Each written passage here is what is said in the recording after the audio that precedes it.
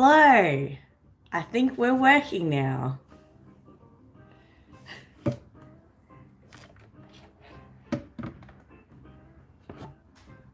Let me know if everyone can hear me.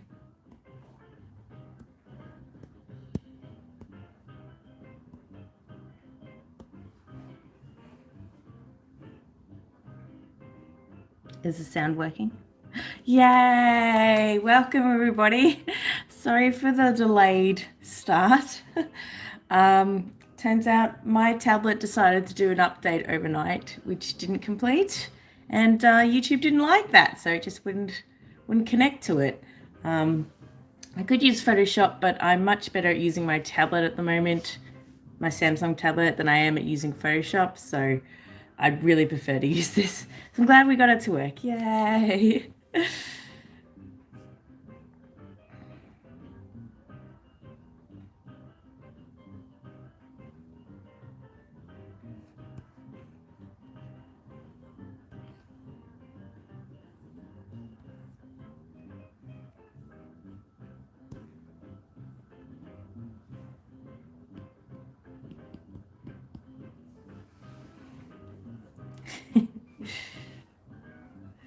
All right, early morning for me. Good evening to my friends, or afternoon, whatever it is for everybody. Yes, my masterpiece. I'm very good at drawing very quickly, as you can see. Does anybody want to start anything? Start off with a suggestion? Got any crazy ideas for this one? Welcome. So if you're new to the stream, basically I just draw people's suggestions to my best ability, and we just sort of have a chat and have a good time.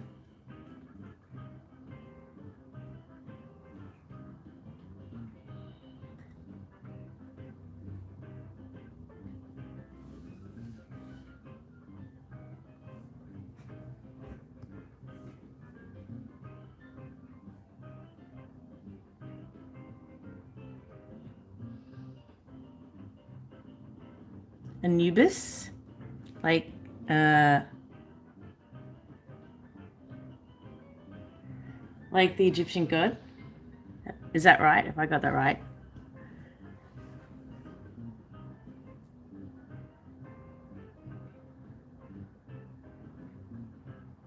Yeah, okay. A dragon Anubis. Okay. That's kind of cool though. Let's see. I mean, I know what Anubis looks like, but I'm going to Google it anyway.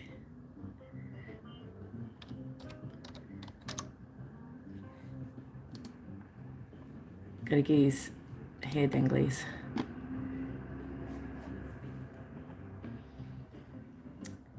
Anubis is half a person.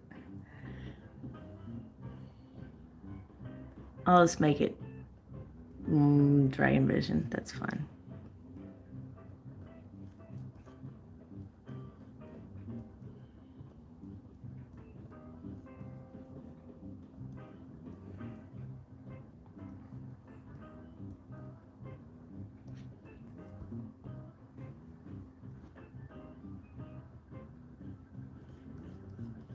Have you been thinking about this for a while? You're very quick off the mark with your suggestion. All right, I'm going to delete that piece of trash down the bottom.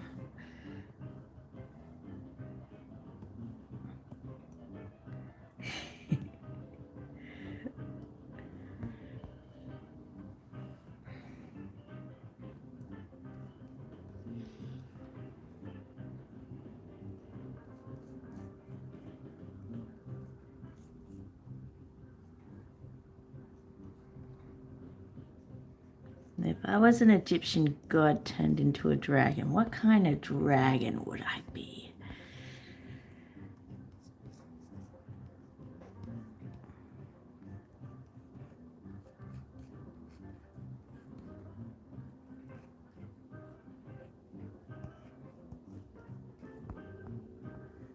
Look, I'm so good at keeping stuff in the right space too. Nobody's allowed to comment on that. Oh yeah, furry Phoenix. I mean, it was all right. It was just a interesting concept to try draw on the spot.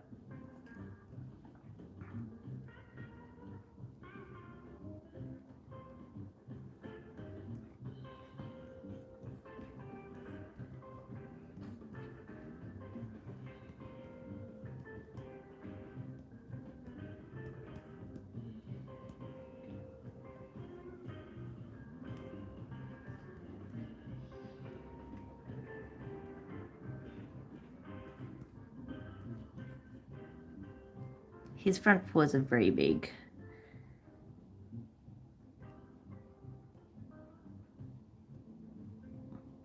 It kind of looks more like a sphinx, I think.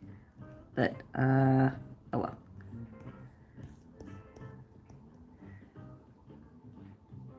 Do you reckon they'd have feathered wings?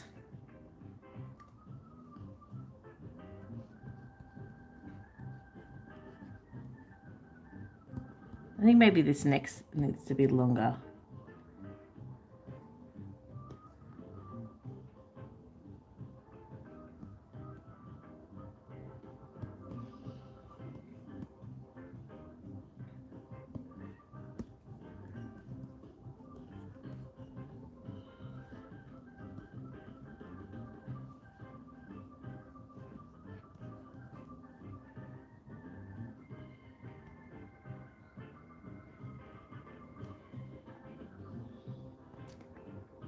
Yeah, it definitely needs to have lots of gold. It's gonna have like gold necklace, gold choker thing.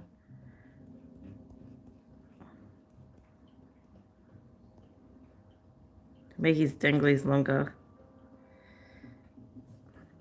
Gold anklets. What kind of? I guess Anubis is sort of based off a jackal, isn't it?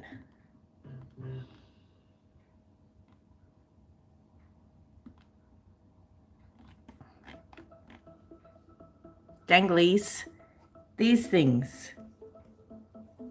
These are danglies. They dangle. Anything that dangles is called a dangly. I don't know, is that an Australian thing that we just name stuff based on what they do?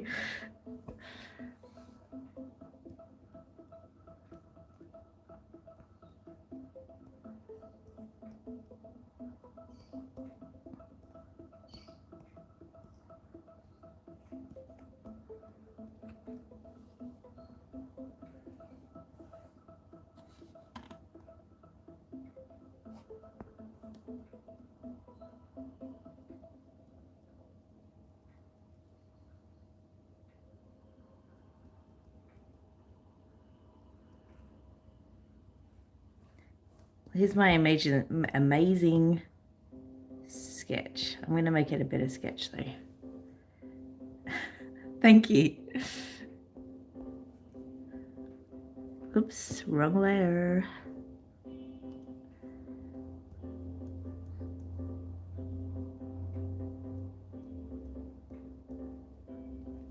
Don't like it.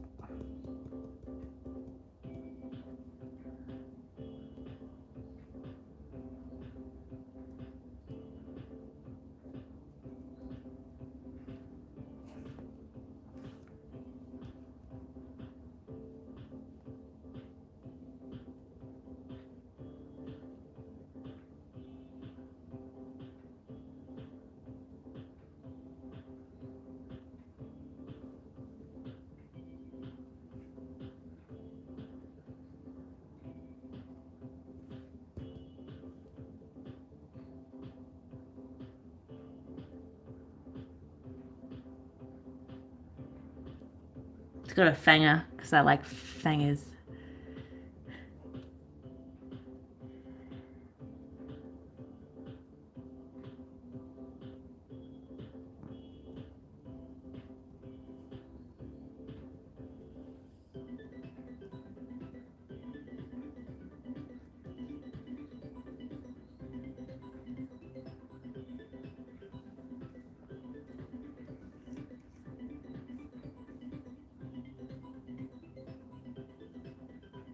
kind of has a bit of a crocodile face.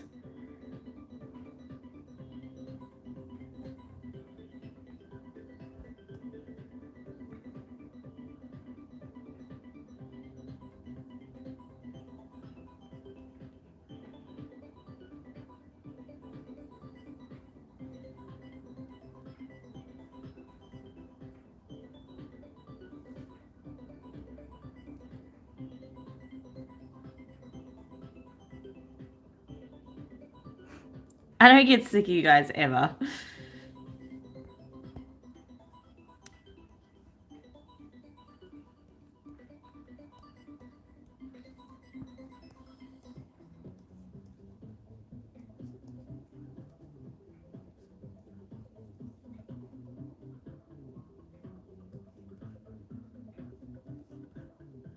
Well, I should have line smoothing on. Look how wiggly my lines are.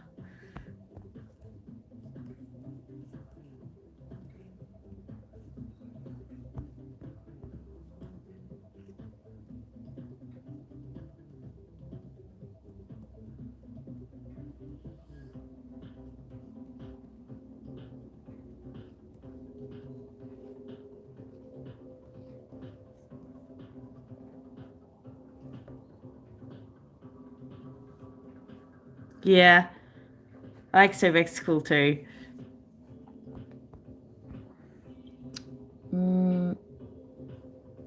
If I color it black, I bet it'd look more like an Anubis. It's just I was trying to make it dragony looking, so it kind of ended up looking a bit reptilian.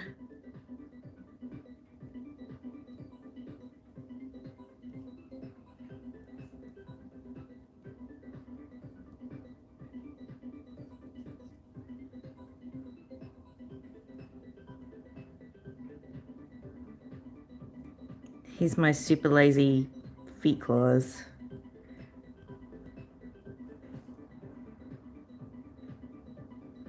Sure. I use smoothing all the time. This is too powerful though. Well, I'll show you what it looks like powerful. So, and then whiff it off.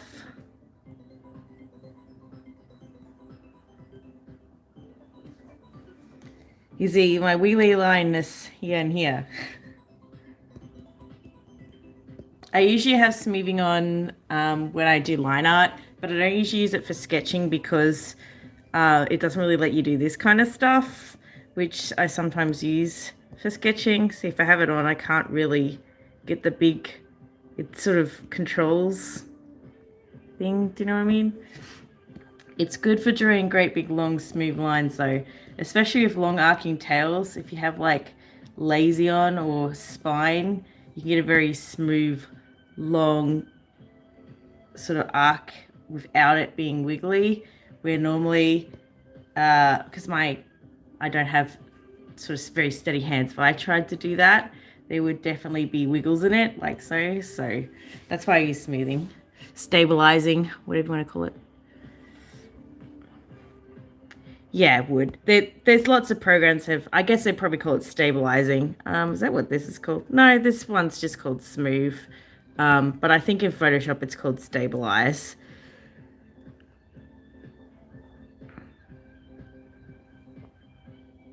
Yeah. Yes. Oddly enough, I can draw smoother in, well, no, that's a complete lie. I definitely can't draw smoother in real life. It's why I don't line art, like even in real life, because I just end up making mistakes and then I have to go over the lines to hide my mistakes in it with giant, really thick lines. It's really ugly.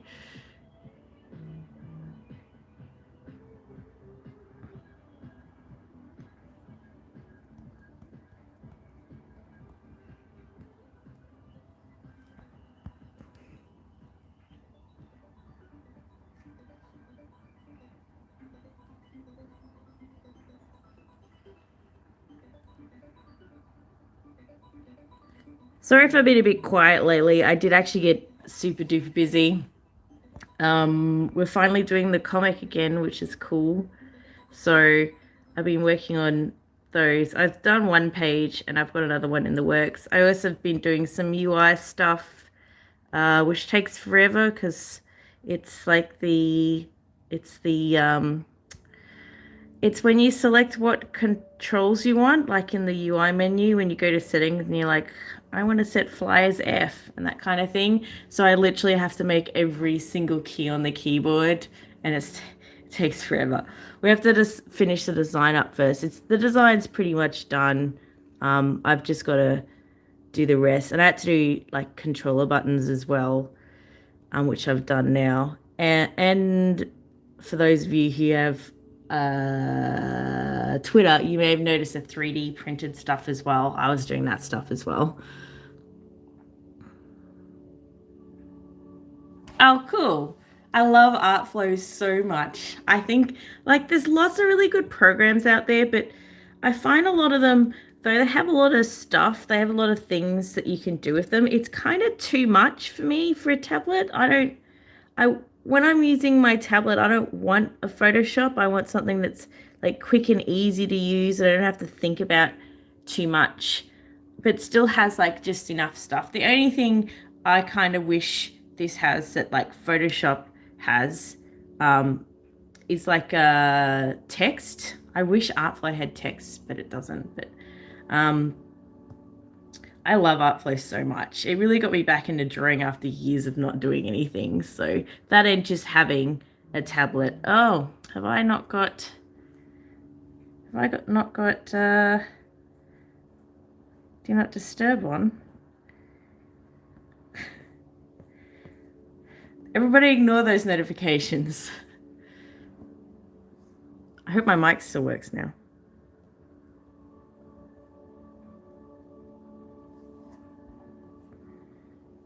Yeah, I kind of like how this turned out. It's pretty cute, actually. Oh, I forgot it's second dangly.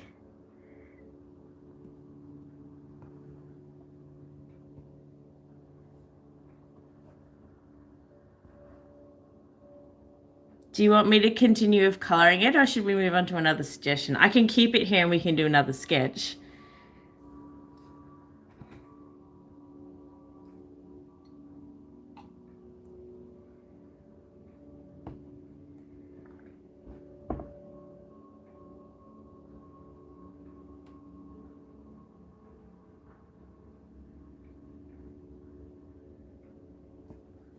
Well, I use a Samsung Galaxy S7, which comes with the S Pen. And the S Pen was co-designed by, and I'm going to pronounce wrong, Wacom, which makes all the graphite tablets for, they make the graphite tablets that you use on your computer and that kind of thing. So I highly recommend the S Pen, but you have to have a device that's compatible with it for it to work. So I don't really know what stylus to use on otherwise, because all of my devices, like I've used tablets that use S Pens for the last 3 tablets I've owned. I know the Notes also use S Pens and maybe some of the newer Samsungs, but they're kind of like high-end devices and they're very expensive. So if you don't have a lot of money, that might not be an option. But I do, if you can, I do highly recommend the S Pen, because it's just like a graphite pen. Like it's super pressure sensitive. It's really good. What kind of device are you using?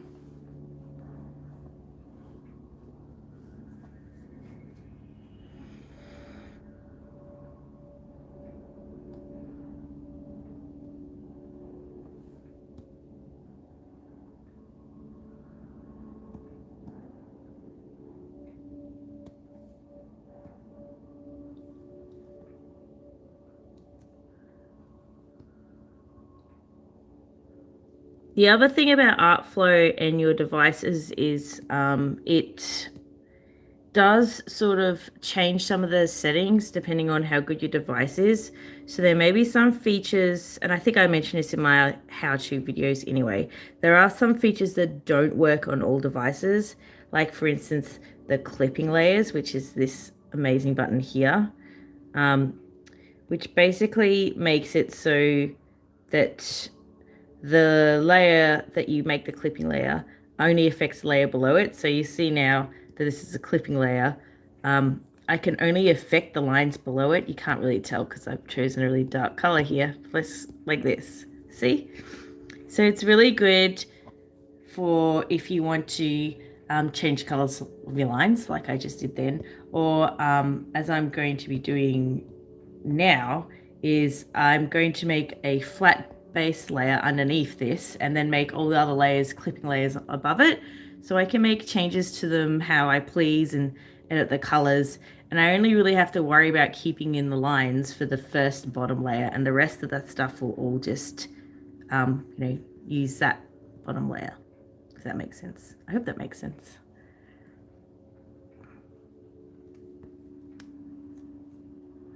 This back leg's a bit fat.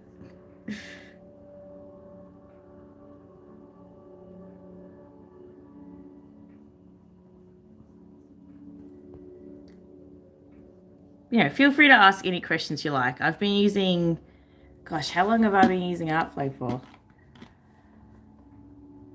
A while. Since I got my tablets. I can go back through my gallery and I can tell when I started using it because suddenly I started drawing more. I was playing D&D at the time, and I could take it to D, like my Dungeons and Dragons, and just draw on the spot while we were playing. It was really cool. 2016 was when I started using Artflow.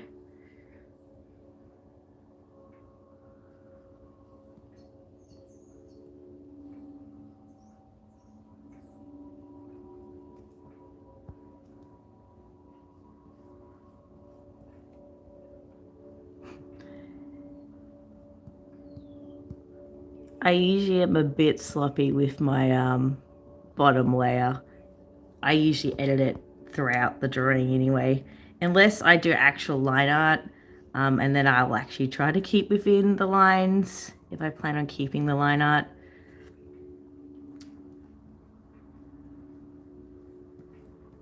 But I don't often do line art because if I'm doing like a painter style, then I paint over it. So a bit. Oh yeah, but you mean like my length of time I've been using Artflow? Just a little bit. So now I can make a clipping layer above it, and we can be like, have some blushy cheeks, because why not? Oh, he's embarrassed to be here. Oops, multiply.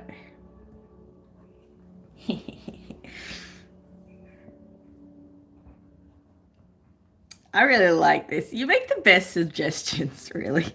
I mean, some of them were horrible, but they were still super fun to do.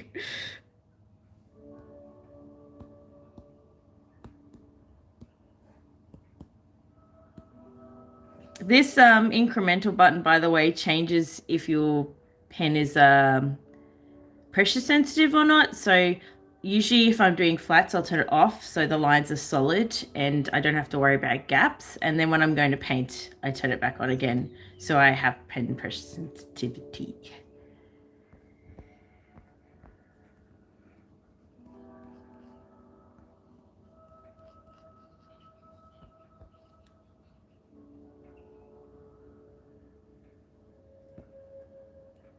I forgot to draw the lines for his anklets. That's all right.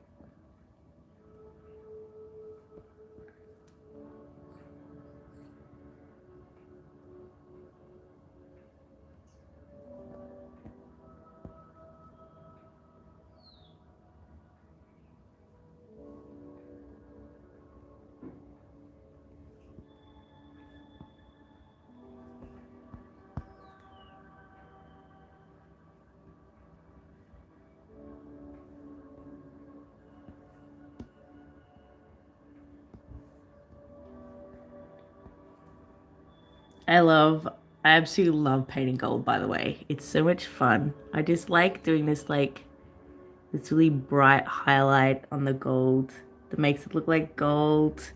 And then you add a really dark next to it.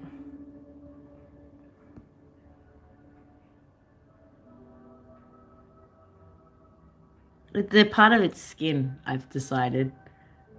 It just has them. So they're not uncomfortable because it folds with their skin. That's what I've decided. These ones are kind of crap. I might remove them. There we go. Thank you. Super lazy wings. I actually have been improving with my wings a lot lately. Actually because of Zempa, because I've been doing a lot of study of wings and sort of trying to get better at them.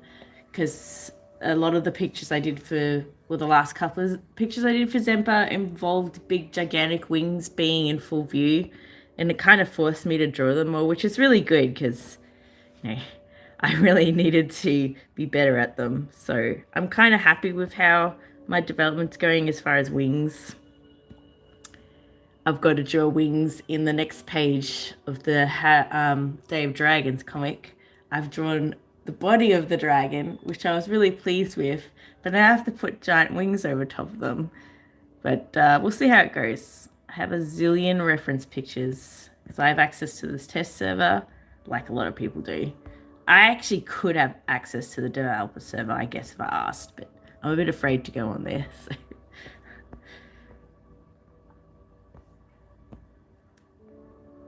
I had to use the Blitz Stalker. That was fun. Blitz Striker.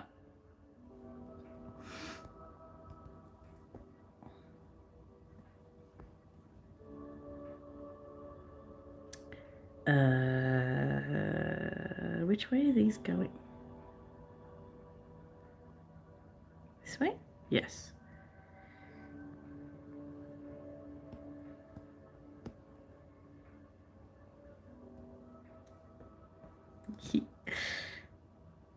I super love this. It's kind of cute. What do you think? Is it cute?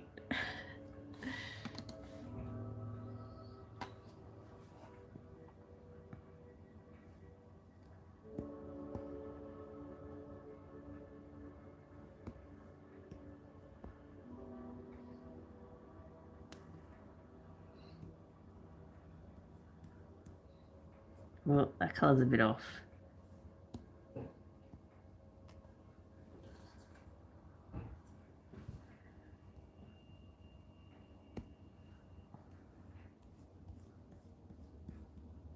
I still have to finish the Choco Dragon. I'm still going to do it, I swear. It's just been a bit hectic. There's lots of things I want to finish. I want to finish my Lily Dragon, and I want to finish the Choco Dragon. Obviously have to finish a couple other things, but this weekend got cut short because my silly day job wanted me to swap my Tuesdays for my Fridays for Tuesdays. So normally I'd have tomorrow off, but now I don't. Oh yeah. Yeah, you got to start with this weird mustard color for gold. I can make it better. I'm just getting the things down.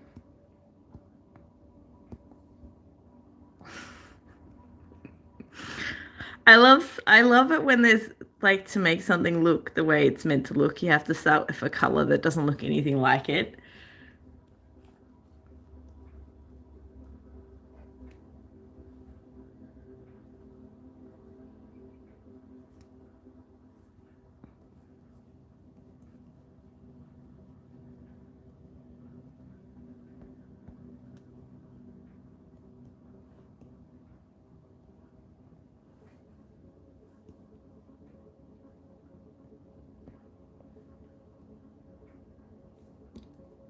I need my fluffy brush. Fluffy. Oops, too much.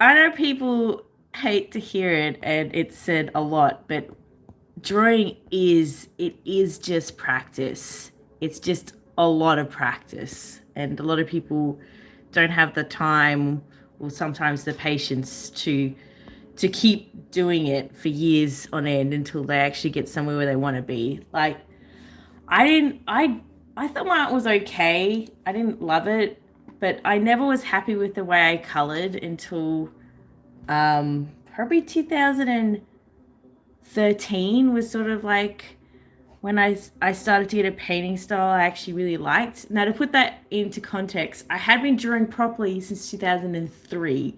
So I've been drawing for 10 years before I finally got a painting style I actually like.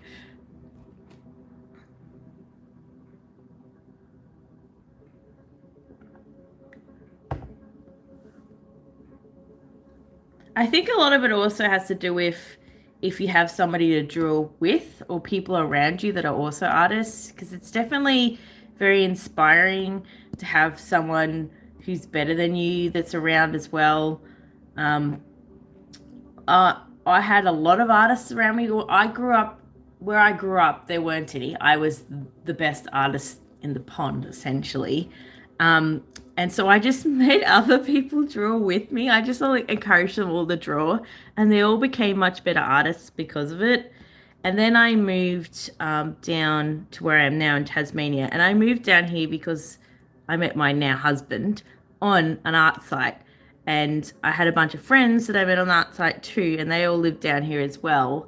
And so when I moved here, everyone I knew here was an artist, and they were all better artists than me.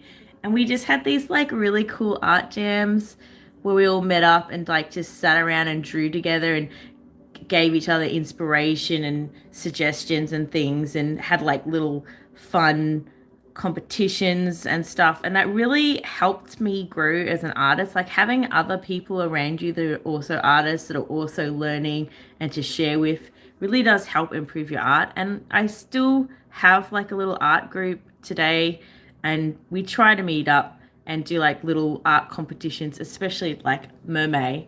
I have to do mermaid. I absolutely love mermaids. So we always hold an art jam for mermaid. And we have like this, you have a bunch of dice, and I have a giant book of animals, and it has a whole section of fish.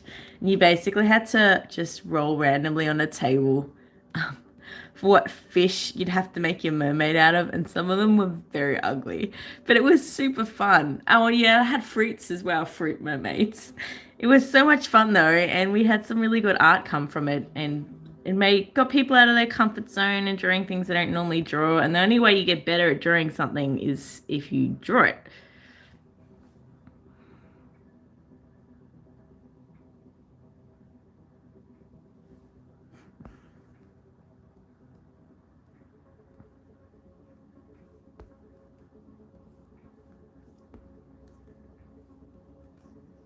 That's my experience of art anyway.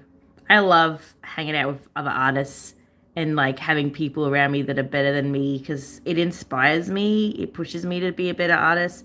I know that's not the same for everyone. Like my husband, for instance, he'd be more like I guess that sort of helps too, like having a rival. He'd be more like, "Oh, I don't like them because they're better than me." But that would still inspire him in some way to be a better artist, to try and get better.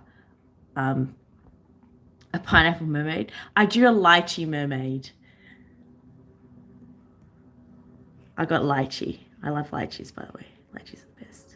Oh yeah, I should probably tell people why this has got gigantic, bright blue under shadow is because it's a black dragon. It's hard for me to see the shadows, so I do them in a bright color, and then I either change the blending mode or I make an adjustment to the colors after I've put the shadows down. So like if I make this multiply, you can see now it's darker. I might not use multiply though, because multiply makes kind of black, and I like there to be a bit more color. So I'll just go, if you watch any of my videos, you'll see me do this a lot. That's better. See, you can still see some of the color underneath.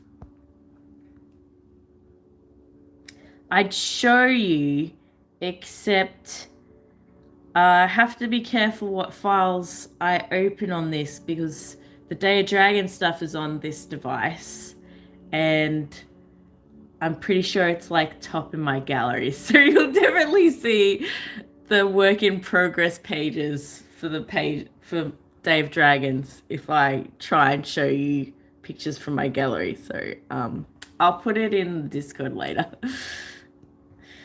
Yeah, I've done it by accident before in some of my videos, but they weren't live, so I could just like blur them. I can't do that on a live video. I don't want to get in trouble.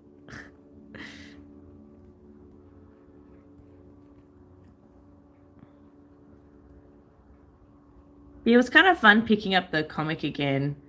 I was waiting for it, waiting for the time. But I kind of feel like I kind of want to go back and redo all the pages. I feel like I got better as an artist since then. It's not been that long. It was only since October, but because I'd been like really working on some key aspects of drawing dragons, like wings and muscles and stuff, I kind of like look back on some of the stuff from the comic. I'm like, oh, I could do better now. I could do better than that now.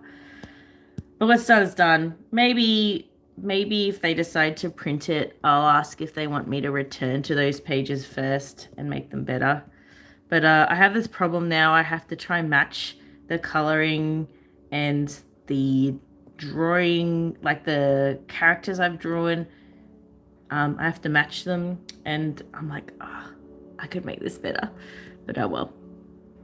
I'm like slyly making them better. Yeah, it's cool that I improved. I'm actually really happy with the amount of improvement I've had. That's what I like about being forced to do something. I know, like, at first I'm like, oh, why do I have to do this? But at the same time, unless I have a reason to really focus on something, sometimes you just don't bother. You're like, oh, it's too hard, or I can't be bothered. But if you have something you need to do, a lot, then, you know, I needed to do it, so I did it, and now I'm better at it. I probably should have colored its eyes.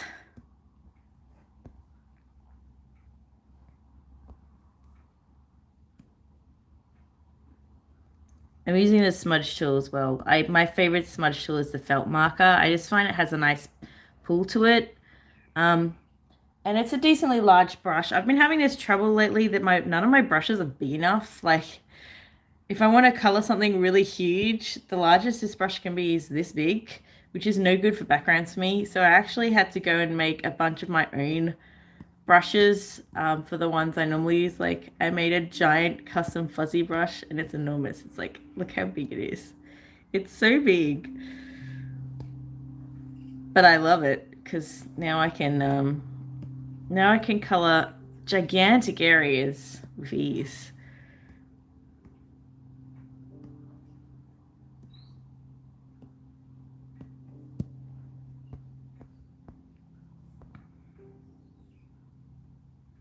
Thank you. Shading is like my favorite thing. I like getting down these base shades, and then you just start mixing colors in and mucking around with it. It's like my favorite part. I hate flat coloring the most, like just making sure you get inside the lines and putting down the flat colors. I find really boring. Line art can be fun, but I take a long time doing it. And sketching is kind of fun too, but shading is my favorite. I just like mixing colors and stuff. It's fun.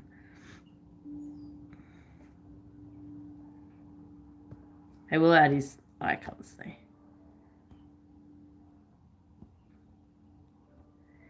And my rule of thumb is never make something black, never make something white.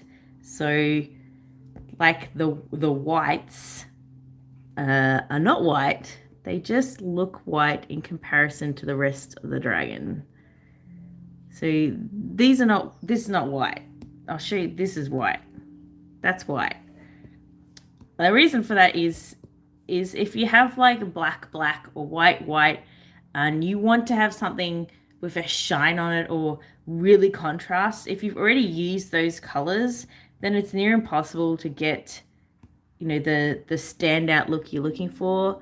For instance, you know, if I add shine to this dragon's eyes and it's already got white as for the whites, you're not going to see the shine.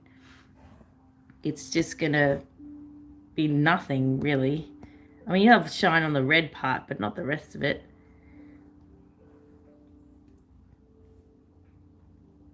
Whoop. And I usually do my shines on a layer above the line art so you can see it better like that.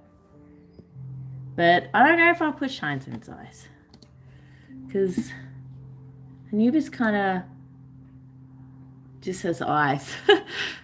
Oh, some of them weren't red. Some of them are just black. They're red now, though. Oh, yes. My many different layers. This was not too bad. You should see how many layers the comic pages have. I have a different layer for every single color of dragon, for all the backgrounds for the sky, for all the borders, for all the effects. So if there's blood or ice, sometimes, like with the ice, I think there were 3 different layers just for the ice alone. 1, because I'm paranoid of losing stuff, and 2, because sometimes you need extra layers with different layer effects to get the look you're looking for. But my normal coloring style will consist of maybe 4 layers, 5 layers to begin with, and then I merge it all together, it becomes 1 layer.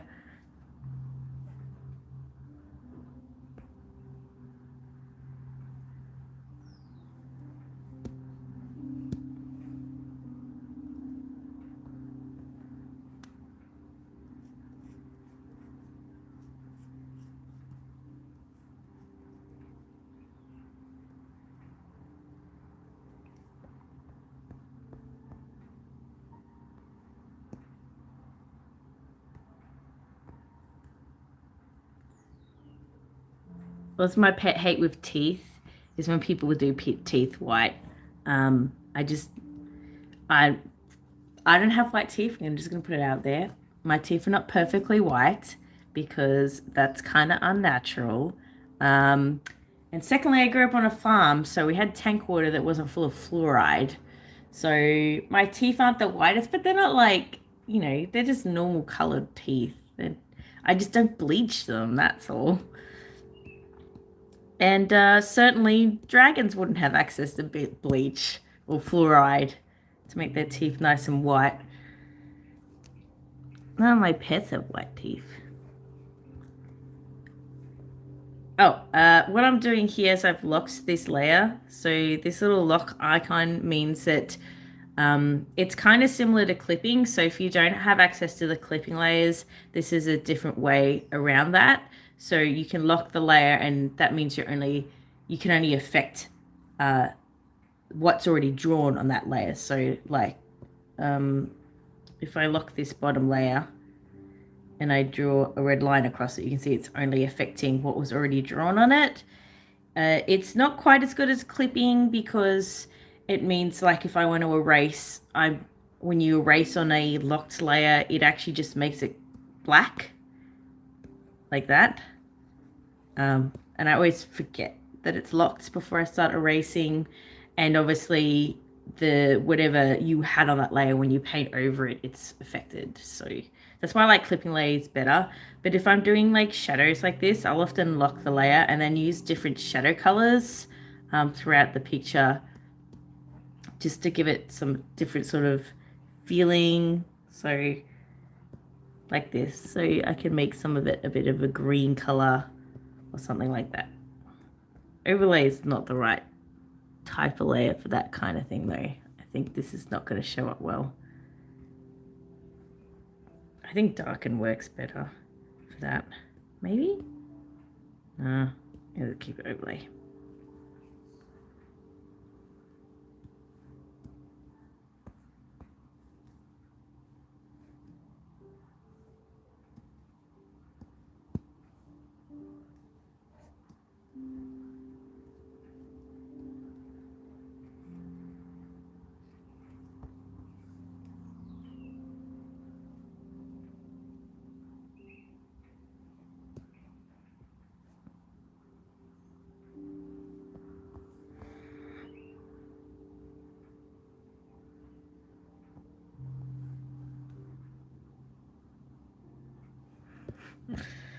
That's why I use smoothing. I'm just taking back some of the shadows where the light would be bouncing off the bottom shapes. It helps define shapes as well.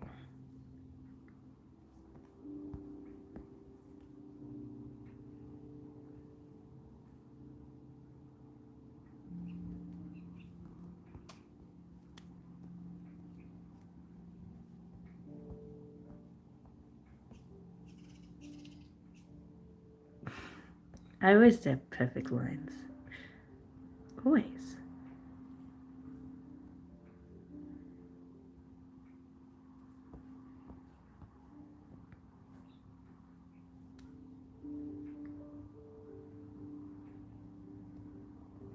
This is a messy tail. I'll have to fix that.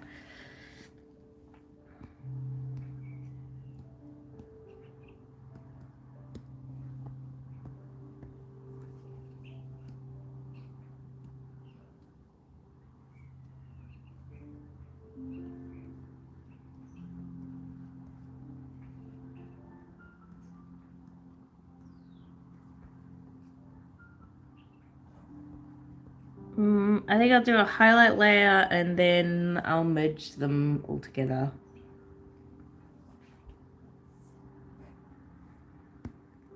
I usually stuck at highlight layers, so bear with me.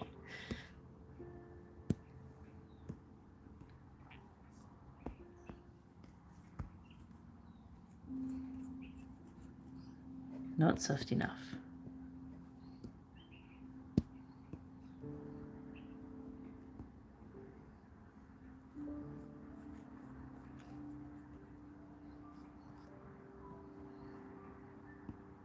Again, I have just chosen a random color and I will be changing this once I get the actual colors in place. This is just so I can see what I'm doing. And it's really messy.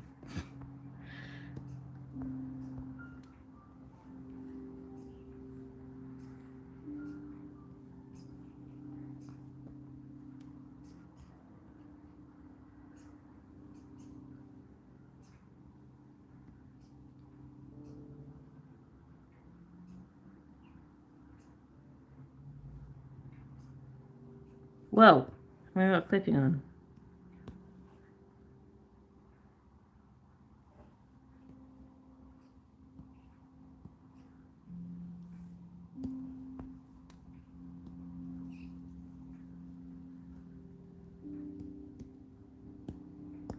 Smudge doesn't work very well if it's not like on another color. So you see here, if like I use smudge and this is a layer on its own. So the yellow is on its own. It doesn't have any other colors budding against it. So if you use a smudge tool here, it doesn't really do very much. But if I use it in a place where the colors were next to each other, it pulls them around a lot. So if I want to sort of have a more tapered look in like this kind of area, I have to kind of switch to an eraser. So I'll just have a really fuzzy eraser on a really low setting, a really low opacity, and I'll just like take back from it. It needs to be a bit more powerful.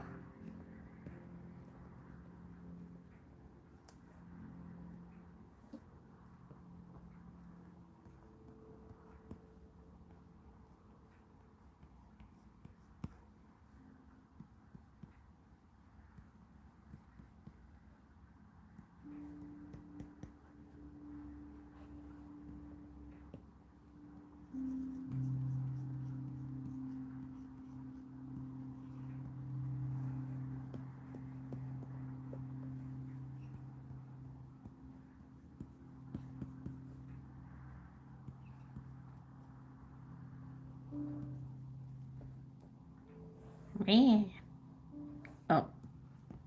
Ow.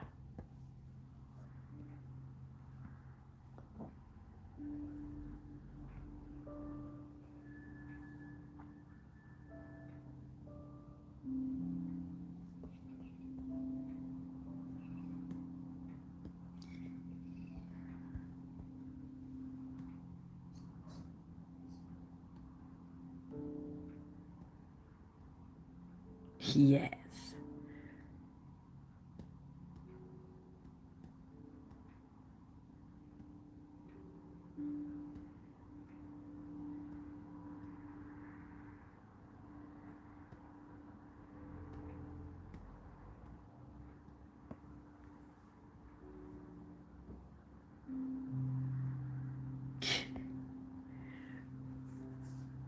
Who knows what he's seen?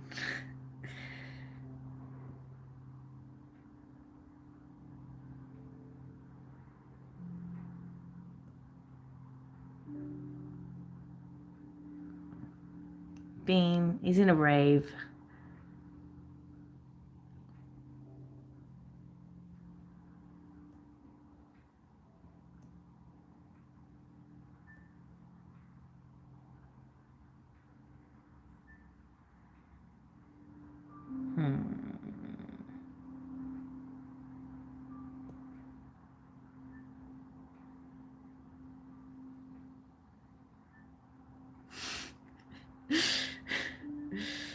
Oh dear.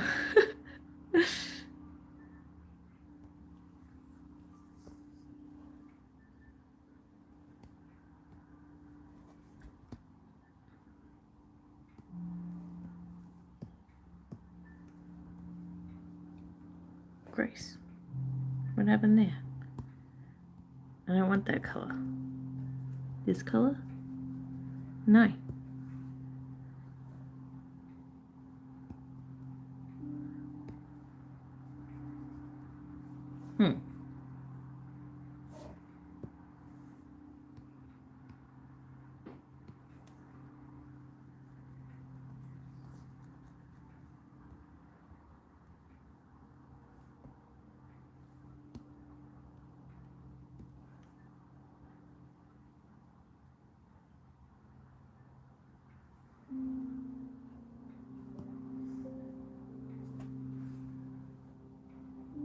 Okay. I think it's merging time. Save it.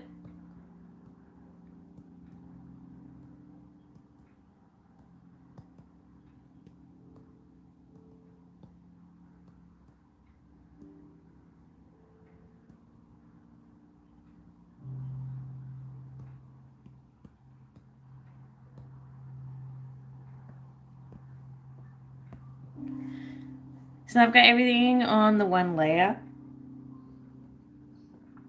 And this is my preferred way to paint because, I don't know, I just find it easier to mix colors. So basically I decide on what brush I'm going to use for my painting, and then I just start kneading up all my hideous, gross mistakes. And I've already got a mix of colors everywhere because of my highlight layers and shadow layers. So now I can just grab these, teardrop these colors and sort of just start mixing them in. And I can use my smudge tool too because they're all on the one layer. Let's move some of these out a bit more first.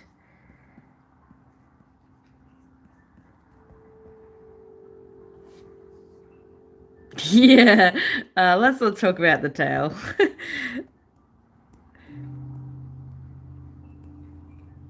I'll get there, I'll fix it, I promise. Just like the Choco Dragon.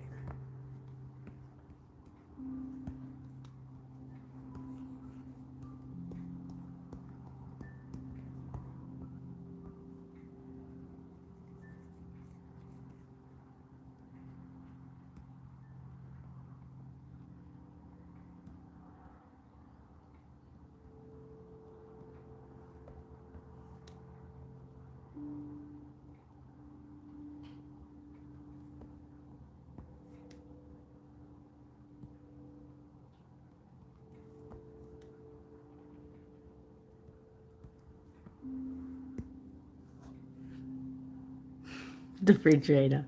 I will finish it. I'm determined to finish that picture.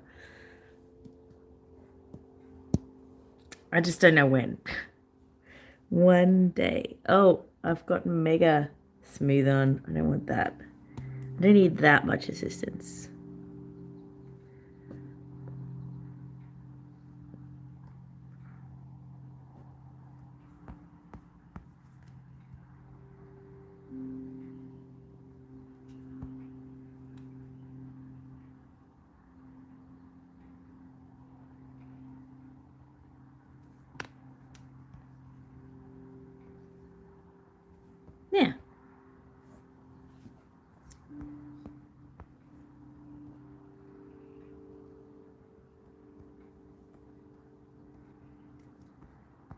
Well, if I get like, I actually have a lot of work at the moment.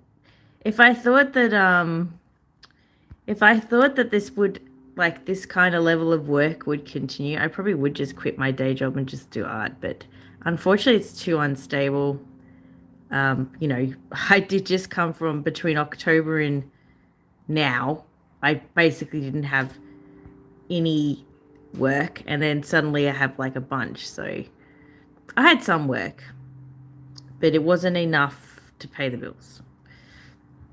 Whoa, it's a bit of a harsh thumb claw.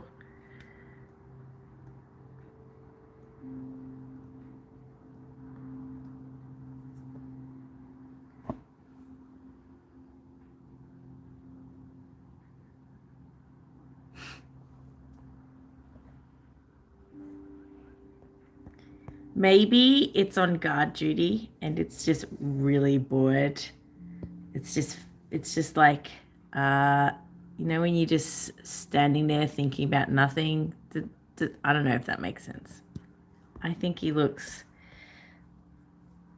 lost in thought.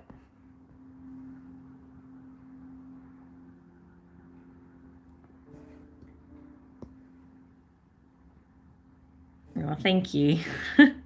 don't you know, if you need money for food, you don't have to remain a Patreon of mine. I understand. Food comes first.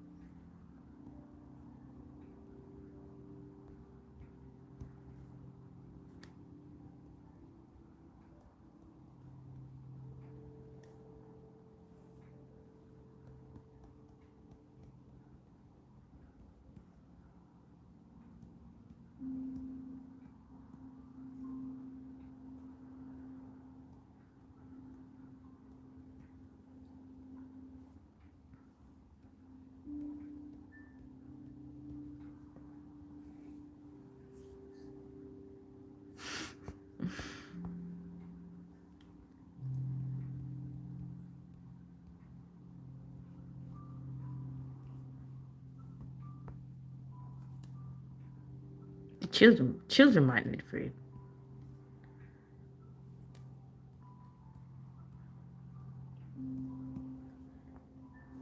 My husband's basically a child.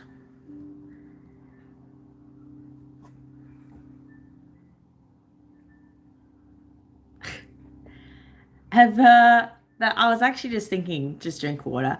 The Fantastic Mr. Fox movie, near the end of that, they're like living in the sewers and they don't have any food. And one of the children says, "Oh, I'm hungry," and the mom's like, "Oh, have some water," and she just hands them a glass of water. And for some reason, I always think of that when I'm hungry. I always like when someone says they're hungry, I'm always like, "Oh, have some water. That'll fill you up." They get food in the end, so it's okay. It doesn't end sadly.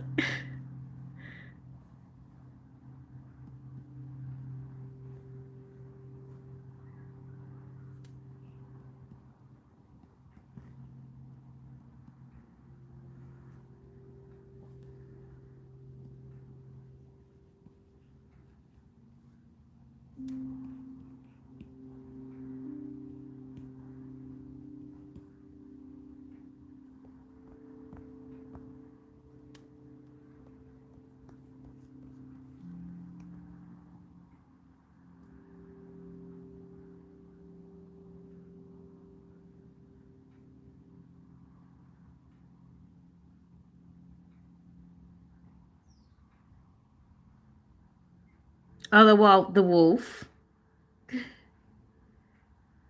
It was a wolf. I bought my husband a t-shirt of that when the wolf like he puts his fist up into the air. I mean, if you like that scene, the rest of the movie is kind of like that. Like, it's just silly and I like it. I like that movie. It's one of my husband's favorite movies. So I got him several Fantastic Mr. Fox shirts. I thought I deleted all the Christmas music. Why is there a Christmas song?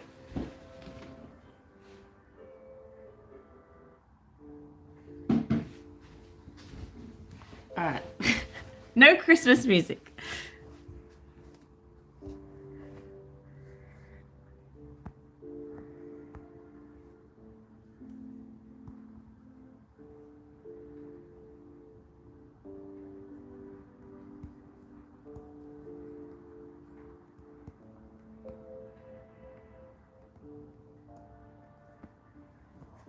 They say this purple is a bit intense, so I'm taking it back a bit.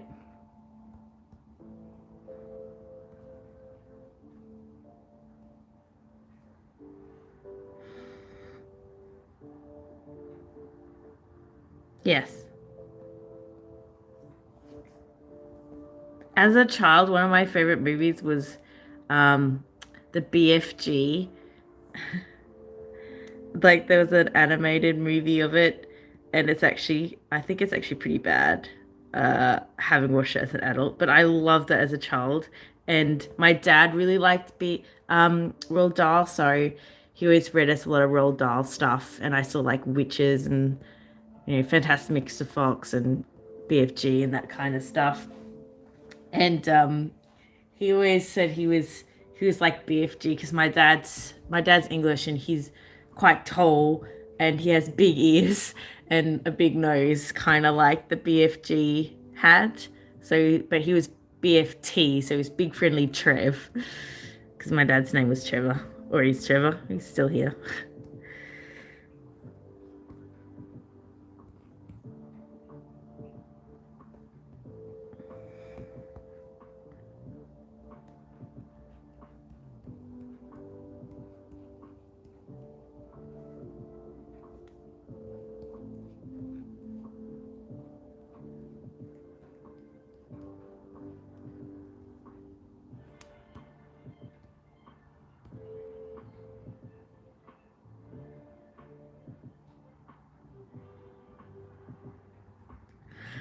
My parents didn't really, especially my mom, didn't really censor anything. Um, I was afraid of swimming in the pool at night and going to the toilet because my mum would let me watch X-Files at 10 o'clock at night when I was 7 years old. And there were monsters in there that like killed people while they were swimming at night and, came up through the toilet and ate them and stuff.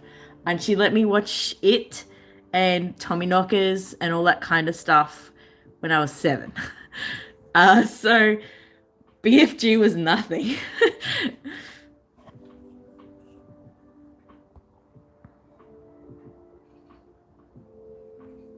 But she wouldn't let me watch The Simpsons because they said no, and she didn't want me repeating it. She was annoyed by Homer Simpson, so we can watch X Files, but we're not allowed to watch The Simpsons.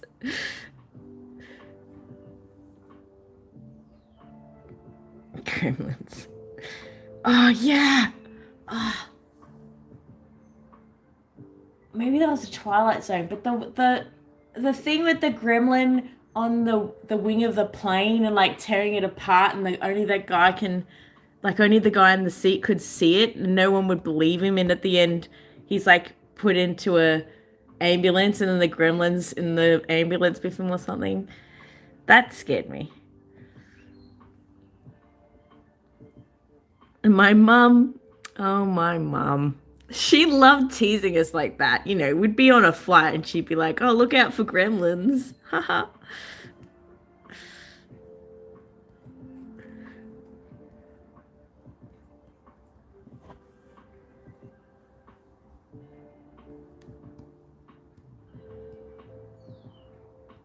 My mom's pretty great though. She is, yes.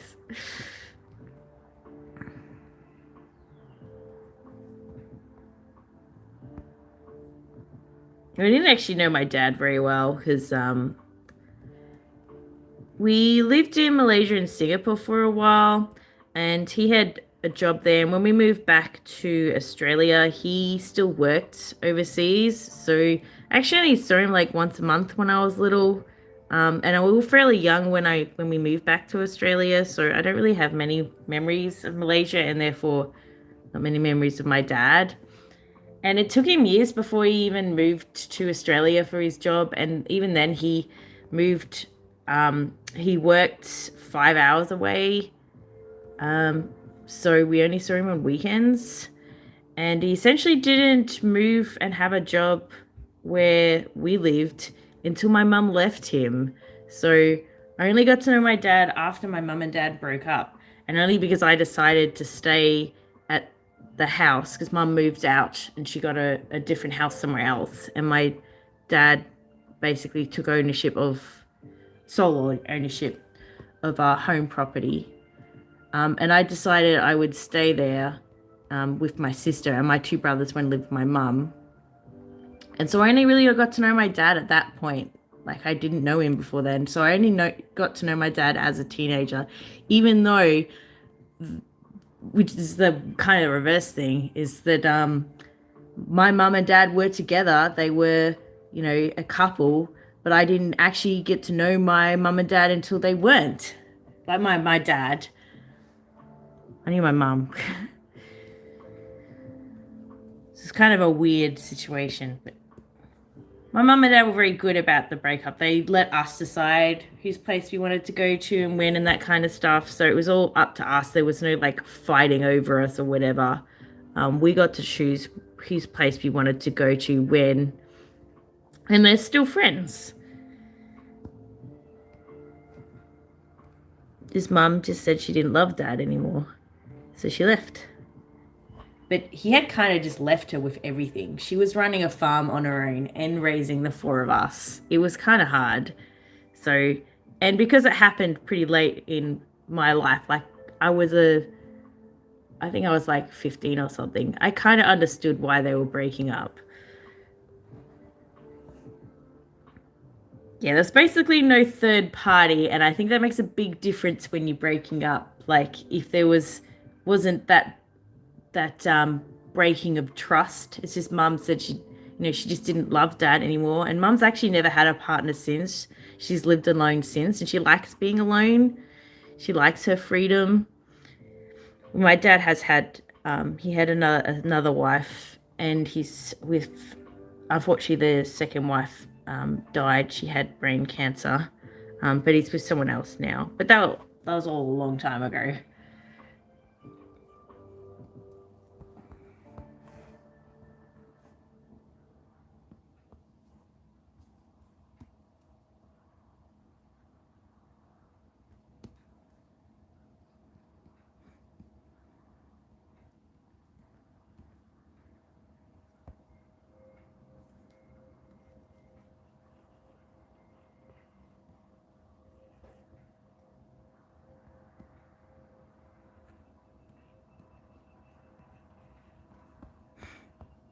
He's got a bit of a frowny face.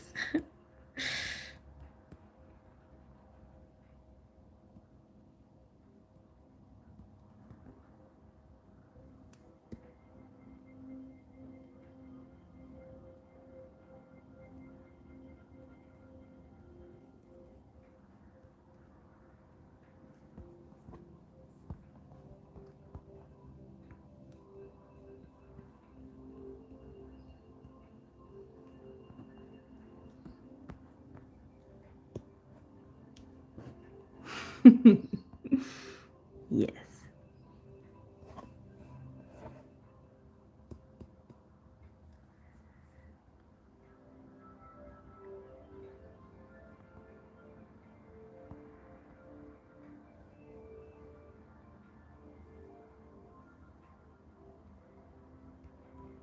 I feel like maybe you got tricked into it. You got tricked into night shift.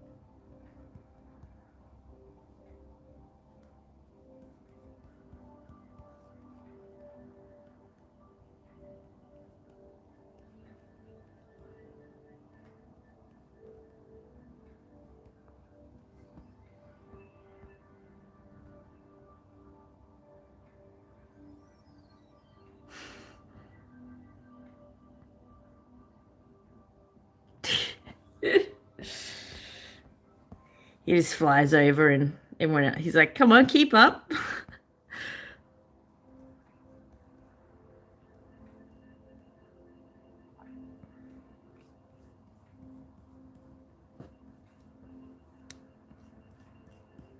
They're dawdling.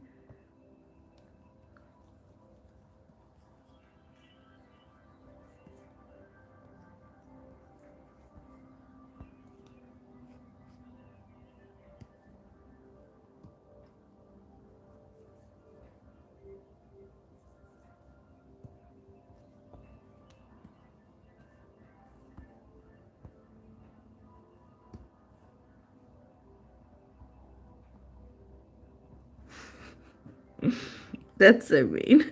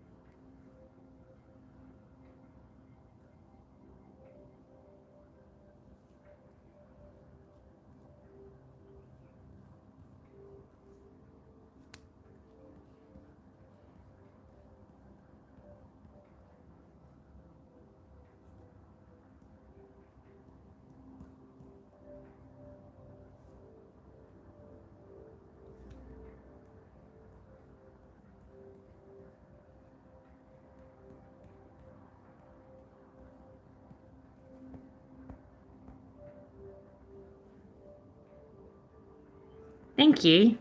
That's a good suggestion. Kind of fun, different thing to do.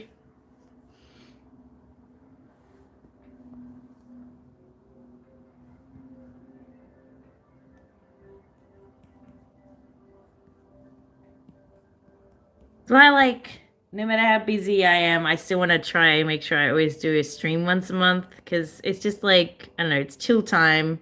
It's kind of fun to have other people's suggestions, to think about things that, like, come up with things that maybe I wouldn't on my own, and it's good fun.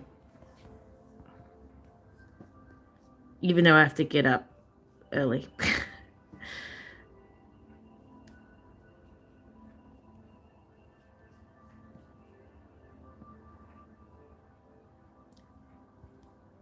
Means I have more time in the day, really.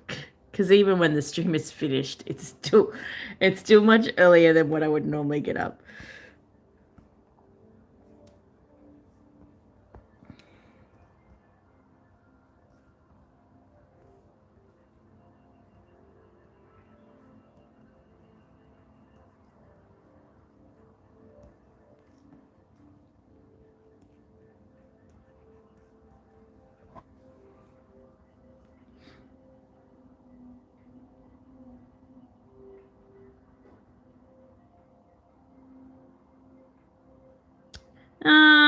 Maybe. I don't know. I'm not sure, like, sometimes I feel like I'm not like that big a part of the team, so, like, the stuff I do is not, well, some of the stuff I do is not really imperative to the game. I am doing some UI stuff, which is kind of important. So I feel a bit more part of the team now than I did originally.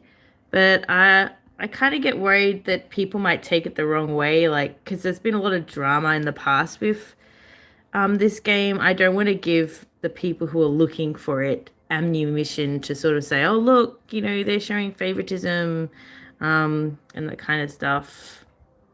I don't know.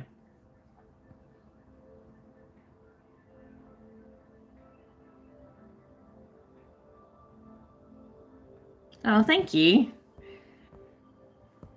If there's a better time for me to do a stream, let me know. I'm open to change things up if you'd like it. Perhaps not earlier in the day because I already get up really early. But if you'd like it at a different time, I could always do streams at different times. But yeah, it's been really fun. Thanks for coming, and I hope to see you next time.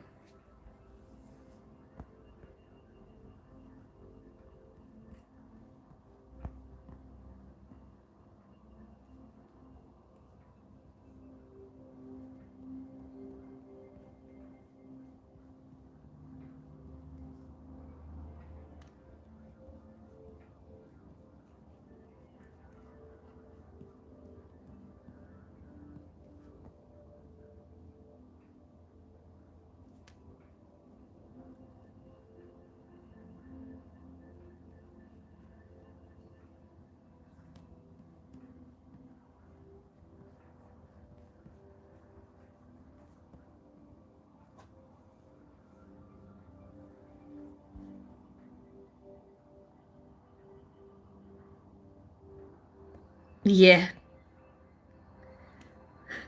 Well, since you two are pretty much the only ones who watch my live streams, you get first pick on the time in which I do my streams. But yeah, no earlier in the day, please. I actually have a problem when daylight savings ends, then this 6:30 slot actually becomes a 5:30 slot.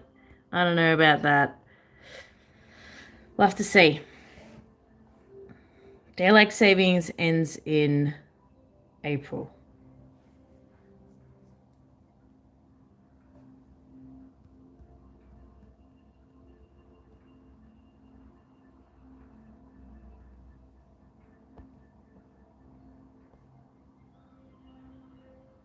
Yes, it's too early.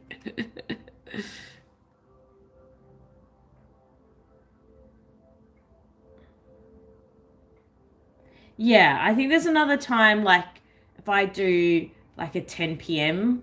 one, it's not too bad for you, but we'll have to see. Daylight savings always mixes my head up because some places, when ours is going off, theirs is going on. So it makes it hard for me to try and figure out what time things should be until after the times have changed and I can look it up on an app and stuff.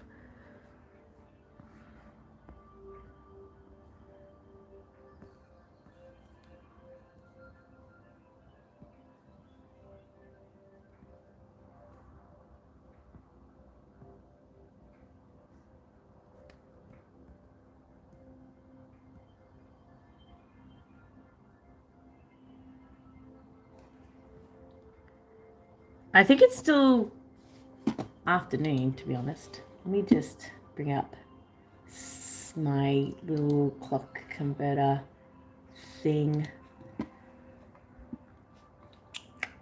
So if I go 10 p.m. Whoops. That's AM.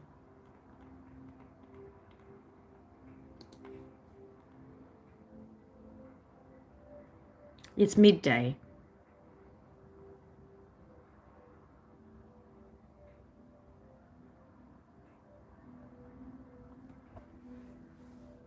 Yeah. So the days I have off and can do streams on is my Friday, Saturday, Sunday, and Monday, which would be your Thursday, Friday, Saturday, Sunday, because you're a day behind.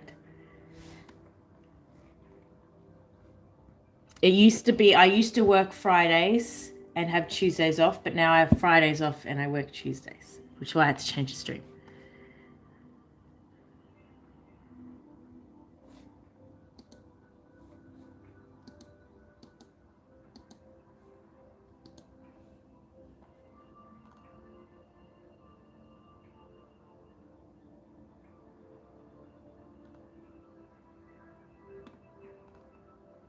Yes, so when my daylight savings ends, I think a bunch of daylight savings starts at the same time for the other side of the world.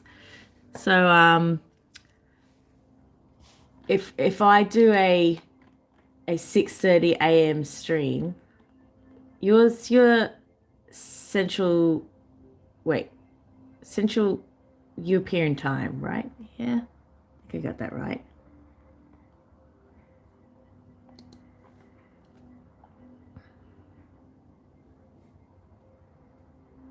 Yeah. So a 6:30 a.m. would be 9:30 p.m. for you. So that's the time I'm currently doing it, I think. Yeah, because you were going to summertime. In the summertime. And if I did it at night, if I did a 10 p.m., it would be 1 p.m. for you. So it would be around midday for Central European summertime.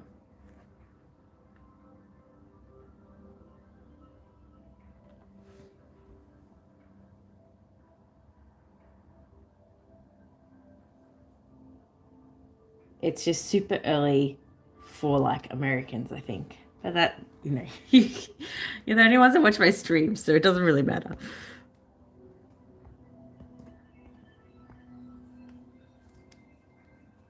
I should say you're the only ones that watch my stream while I'm running it. Actually the streams do pretty well after they've been recorded. I actually have quite a lot of people watch them. Some more than my other videos.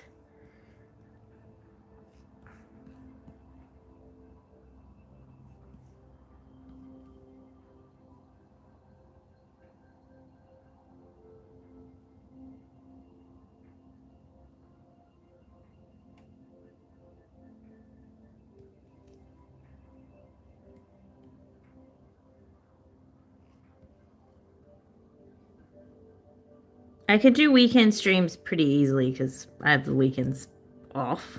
But yeah, because I have Mondays off. Monday is your Sunday, so I can pretty much just do whatever time. And yeah, obviously I don't work Sunday either, which is your Saturday.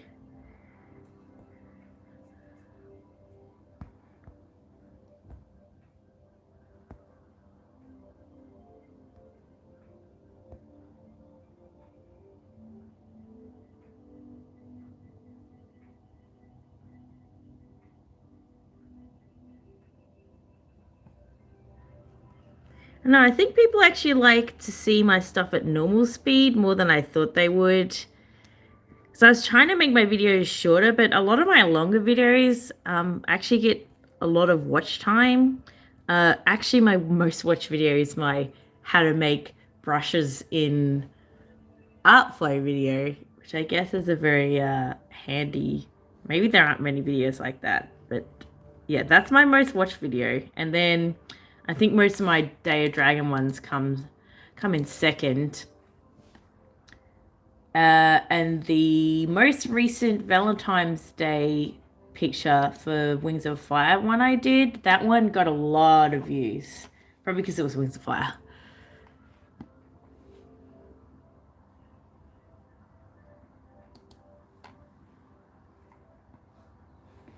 But I get large, like, when I say it got a lot of views, I mean, it got close to 100.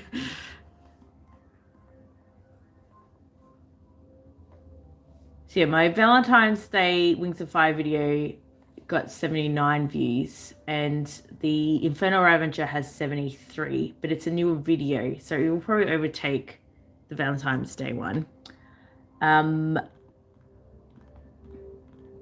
Just looking. Oh, can I arrange this by views? Probably. Yes, I can. Yeah, so this is the difference between my number 1 video and my number 2 video. My number 2 video is the Flamestalker Speed Paint part 1, like the little dragon one. I think it was one of the first ones Day of Dragons shared before I worked for them. They like retweeted it. It was actually the reason I got Twitter, so I could post my stuff on Twitter and then they could just share it. So that got 220 views. My how to use Artflow custom brushes video is my number 1 videos. It has 891. So there's like a 600 view difference between the two. And I'm guessing it's just because there aren't a lot of videos that tell you how to use Artflow.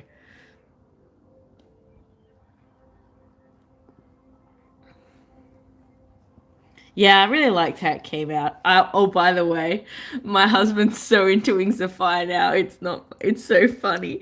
He's doing audiobooks so he can paint at the same time, but he's listened to the entire first series. He's listened to Dragon Slayer and now he's listening to Darkstalker before he starts the second series. So I got him hooked.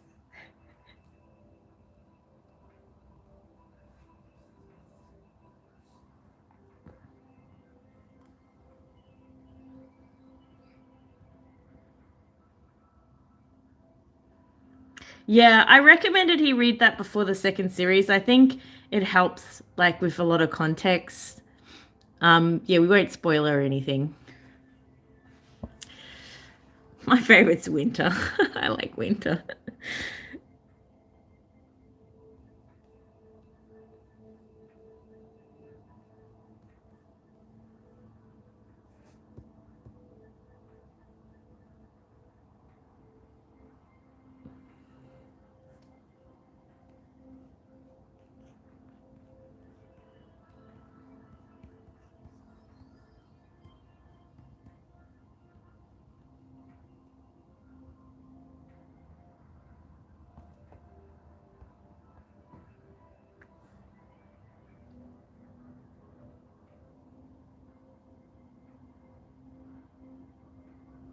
Yeah.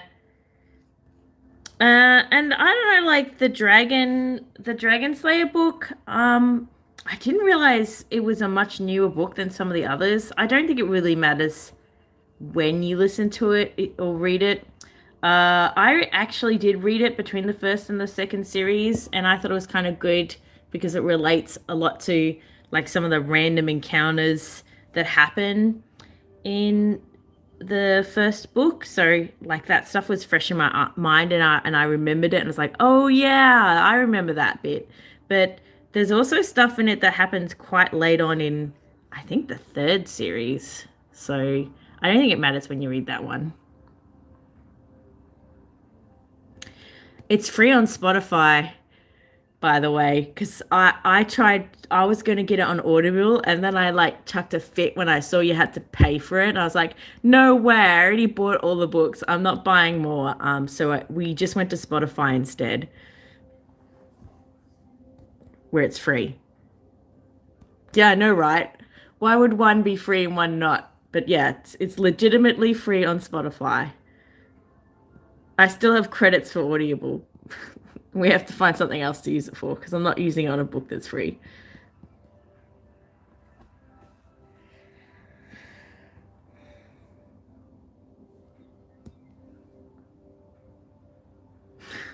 Oh dear. Now you know. I just refused to because I already owned them. If I hadn't already owned them, I might have like been fooled and, paid for them. But I didn't want to pay for something I have actually already paid for. So I went looking. Also, my husband's stingy, so he didn't want to pay for anything.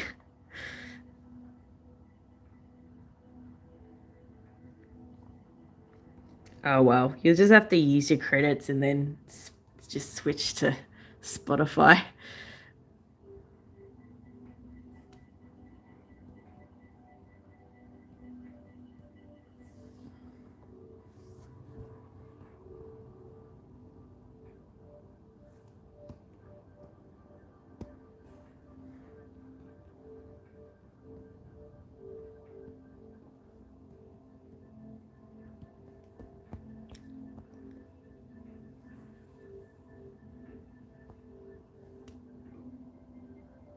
Yeah, I've still got one credit. I think I gotta try find and use before I cancel my Audible because I don't want to pay for the subscription. I think that's so weird that you have to pay for a subscription and then you don't even get half the books. Like, what's the point of the subscription?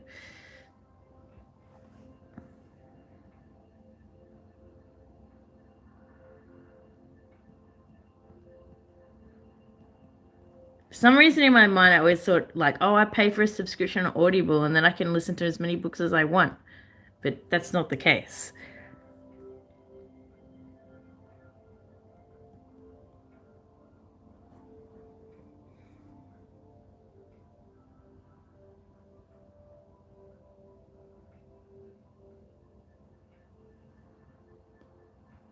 I hope you get lots of books out of it.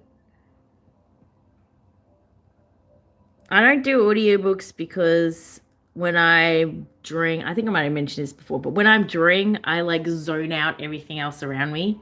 So, um, it's no use me listening to audiobooks because I won't actually listen to them if I'm doing something else. And that's the only reason I would listen to a book rather than read it is if I was doing something else at the same time. So, um, and I read decently fast, so I kind of like smash through the books. I got the new series, the third one, I read in a week, all of them.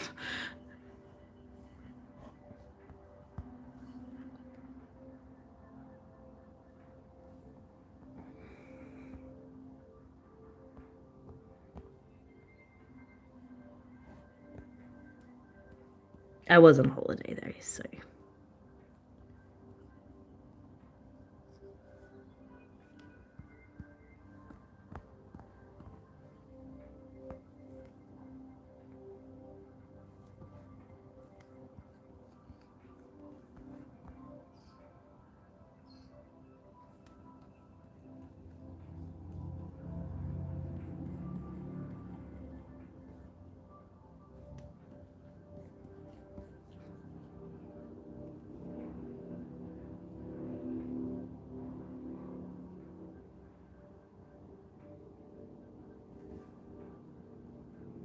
True. I have sort of a similar problem. It's kind of like not at all, but my cat Biddy loves attention. And if I'm sitting on the couch, she'll sit on me or next to me and stare intently at me until I pat her. So, and sometimes she does what I call the heavy lean, where she sits on me and then leans really heavily against her until I pat her, which means if I'm holding anything, she'll just push it out of the way until I give her attention. I don't often read on the couch because of that. Just be like, give me my pats.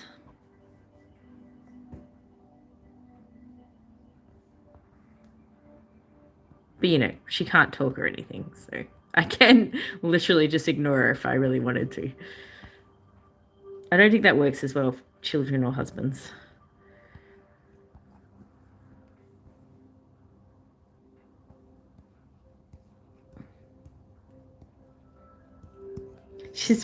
My cat's a bit funny. She's currently only activated, I call it, when someone comes home or there's a second person comes into the room. She's really quiet now. She's in here, but she's not making any noise or pestering me because I'm the only one that's up.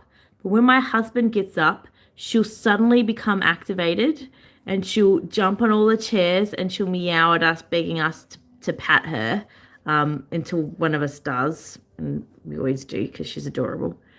But it's kind of weird. Like, I don't know why she started doing that. It sort of started when, you know, my husband, I think it was because my husband never used to pat her much because he says he doesn't like cats. But so he'd be home from work before me because he's a teacher. So he'd always finish at 3 o'clock and be at home, but he wouldn't pat her. And then I'd come home from work and I'd start patting her. And then I guess she sort of associated the arrival of a second person as being her indication that, oh, I get my pats now. But my husband actually super loves her because she's a really nice cat and very well behaved, except for the attention thing. So he actually pats her all the time as well. So it's weird that she still thinks that she only gets a pat if the second person's coming home.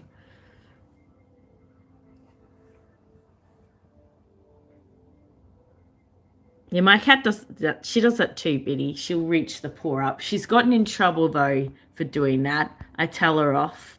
And she's quite smart and she does normally know when she's doing something she shouldn't be. So she hasn't actually done that in a very long time, the reach up to my face and lightly scratch it, because I get quite mad if she does it. But my second cat, who's quite old now, I think she's like 15 now. She doesn't really move around much, but she used to be a big pest. She'd find all your glasses, or if you left a glass of water sitting somewhere, she'd find it and she'd knock it over. She'd run across the table, so she'd purposely get on the table and she'd wait until someone looked at her or told her to get off, and she'd purposely run across the entire table, knocking as much over as she could. She was a brat. She's not a brat anymore because she's old and she doesn't move much, but Shortbread and Biddy are my cats' names. Shorty and Biddy. I have two dogs too, which are Dreamer and Charmer. And they're Shetland sheepdogs.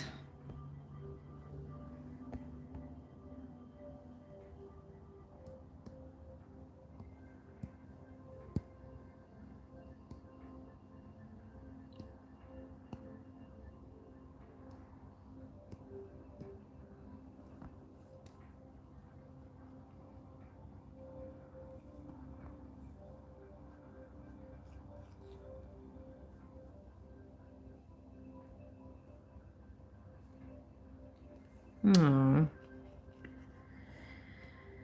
I know my cat's, she's a good life. But I know she's getting close to the end. She's doing things now like she doesn't always go in a litter box, especially if we're not home. I think she gets lost and she goes looking for us and then realizes she needs to go to the toilet, so she just goes wherever she is. Or her back legs don't always work properly, so sometimes she just can't actually get in the litter box. So I know she's not got too long left, but she's still happy at the moment, and as long as she's happy and she's not, she's comfortable, then I'll look after her. But yeah, it's sad when they go. But how old was your oldest cat?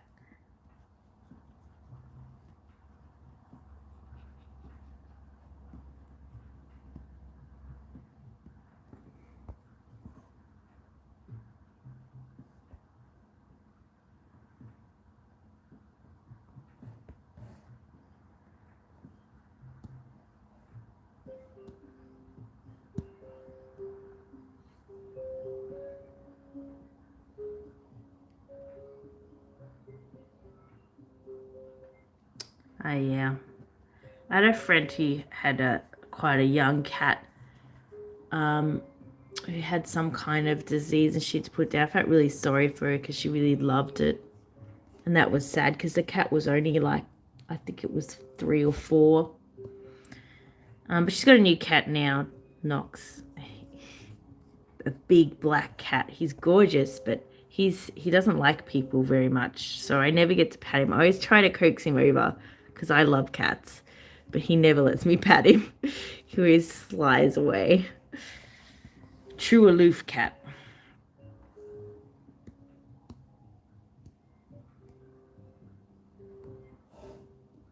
I don't remember downloading this song. What song is this?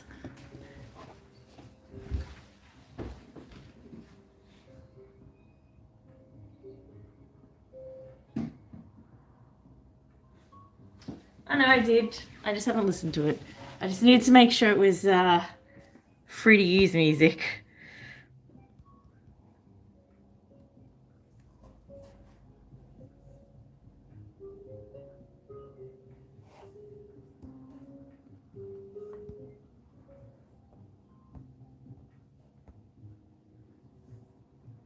I don't actually even know if you can hear the music, but I like having the music on in the background because sometimes I stop talking while I'm drawing and I can't stand the dead silence in my videos.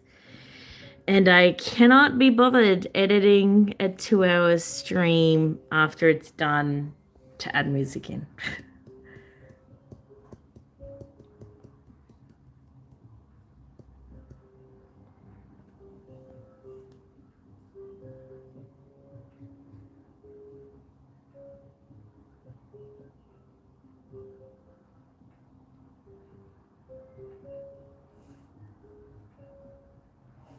It almost has an Egyptian-y feel to it, almost.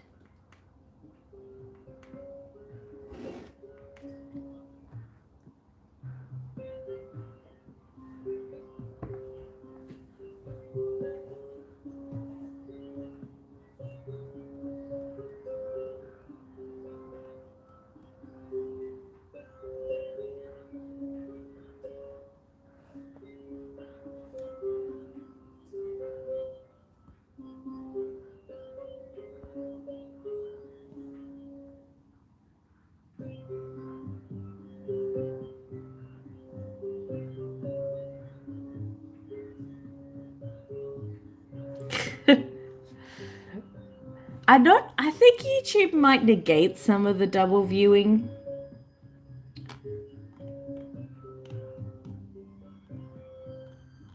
I still actually super love I really love how that came out. I'm really glad you like it too, because it's one of my favorite face drawings. Sometimes I just like, I get in a really good groove and everything feels really nice, and I like the paint. I don't know how to describe it, but the paint just feels good as I'm painting it. It feels right, and that was one of those pictures. This one actually feels a bit like it too. I like the color palette, and the paint feels good, even though it's not real paint. It still sort of feels like paint to me. It's kind of hard to describe.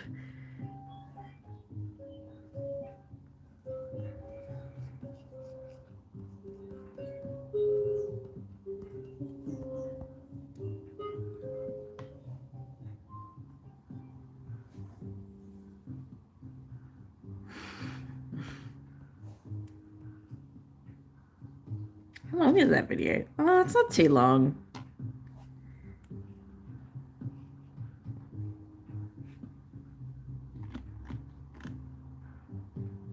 Yeah, my top videos go the custom brushes video, the Flame Stalker Hatchling part 1, before I decided I wasn't going to bother splitting videos into 2 parts. There was a part 1 and a part 2. Then there's the green Flame Stalker video, and then there's the Zempa full body video. Has 185 views.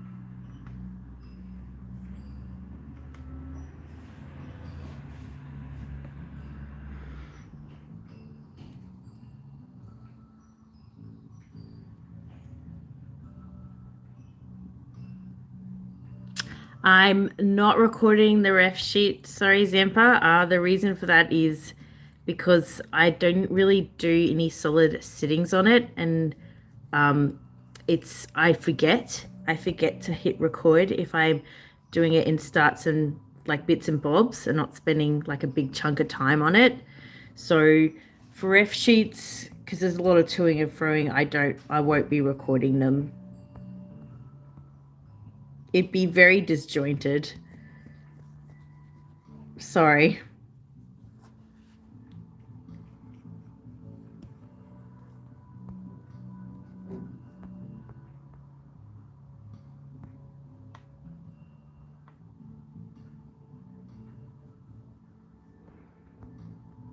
Yeah, I think because it has a lot of going back and forth, and I knew that was going to happen. I did try to record the Day of Dragon ones, the comic page ones, but they're kind of the same. Like there's lots of going back and forth between Jo and Bad Parrot and like myself, so the videos end up quite disjointed and very, very long. I did do one recording, and I was really mad at myself because it's the one where Drakon appears, and I was really happy with the face of Drakon, and I paused the video while drawing it by mistake. So the one I wanted to have a recording of, I missed the most important part of. So after that, I was like, if I'm going back and forth like that, there'll just be some point where I just forget to unpause the recording again, and then it's not really worth much anymore. So, but I'll always do it for ones where I'm actually sitting and doing a proper drawing, because I do those in big chunks. Yeah, I was super sad. I never showed anyone the video because I was so mad at myself for not recording that part.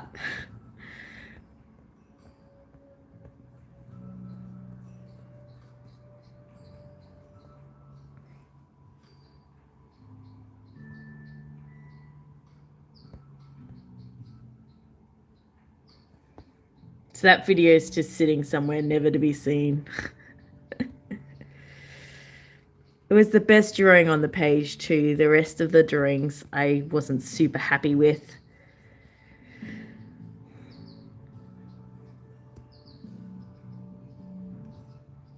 Oh gee, what time is it? Oh yeah, we have been going for 2 hours, almost.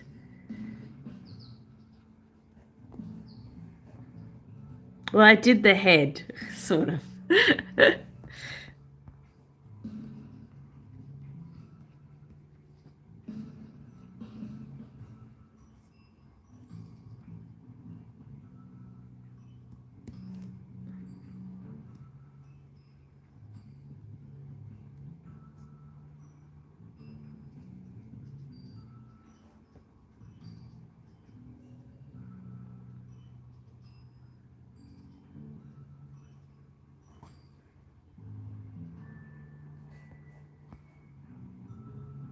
I probably need to decide what color the background is before I start doing the reflected light sand. Why have I got this layer just here?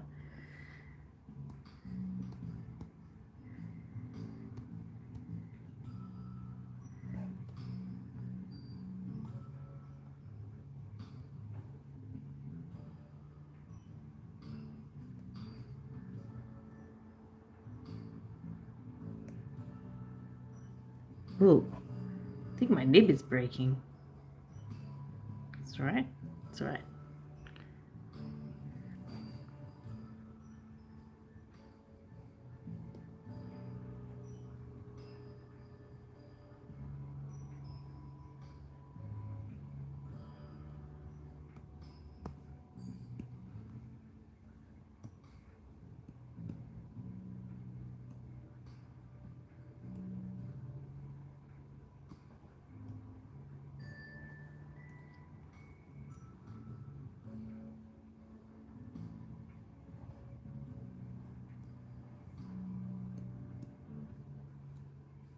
It's my lazy start background.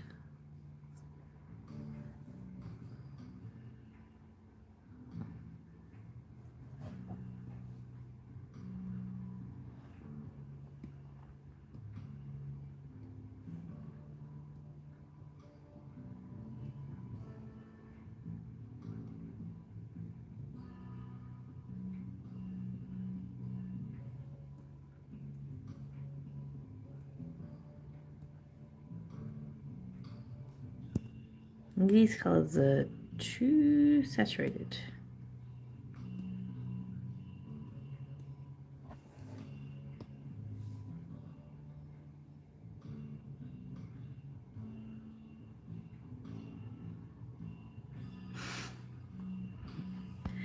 This is clearly, I've clearly finished with this wing. It clearly does not need any more attention.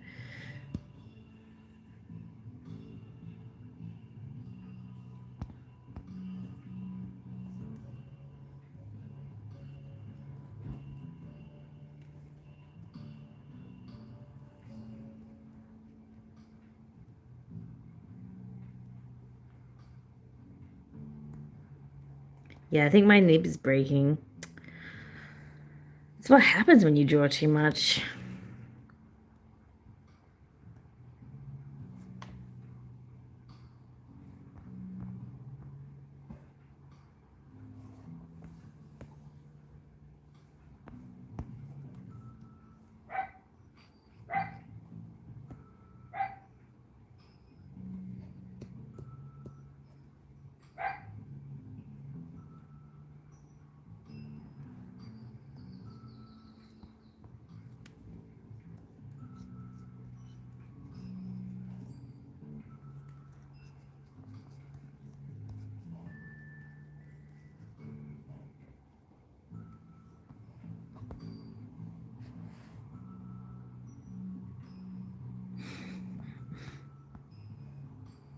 Did you hear the dogs barking?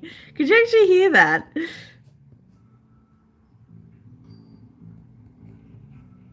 That was Charmer.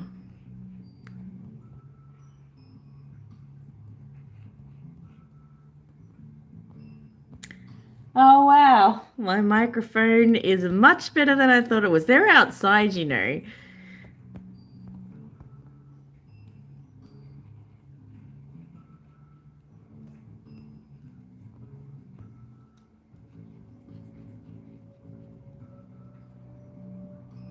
Charmer. Yes, she's the Charmer. I have Charmer and Dreamer, named after animals of Farthing Wood characters. We have brick walls, double brick, but our windows are crap. So the windows don't really block out any sound, and this house is made out of them. It's like I'm in the lounge room, which weirdly is where the best sound is because I don't know, I guess it's a big room. The back computer room is really awful because my husband has all of his glass shelving in there and it just makes it really echoey and really bad. which is a shame because it's the best setup with all the computer and stuff. But the lounge room has 1, 2, 3, 4, 5, 6 windows, and the computer desk is in the corner of 2 basically floor to ceiling windows, but they have blinds on them, and the blinds kind of buffer the sound, which makes it better. But the windows themselves are very leaky, not well sealed. When I have money, I want to pay for the double glazing, but at the moment I can hear everything that happens outside. I just didn't think it would pick up the sound that well because I'm like sitting in front of my microphone. I didn't realize outside sounds would be heard so clearly.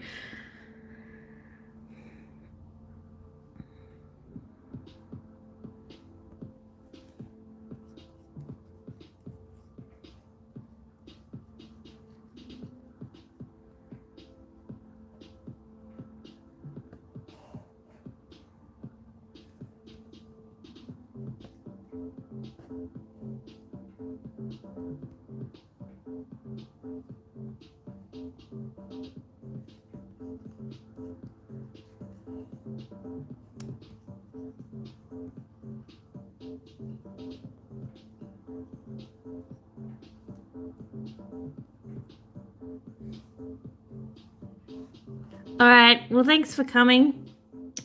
I should probably stop. I'm actually on a kind of roll though. I might stop the stream and continue to actually do the picture because I don't know, it's a good picture. It's a good suggestion.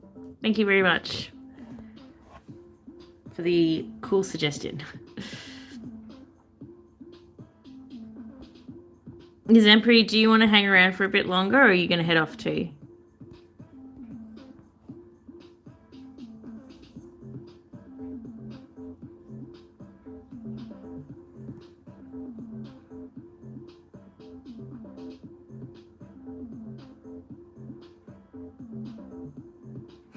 Oh, I didn't even take a second suggestion. Next time, Zempa gets to suggest first.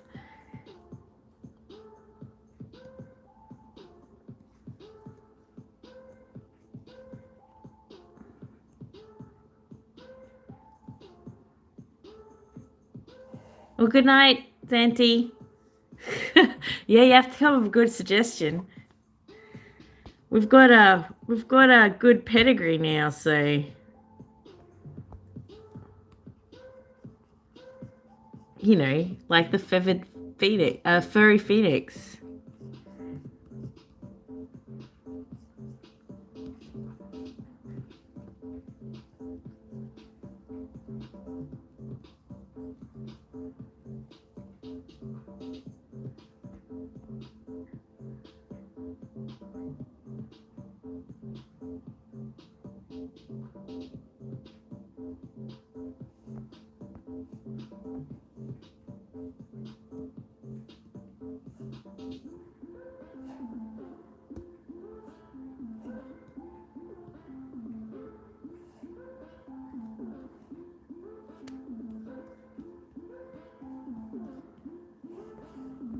I think that was overkill. Overkill.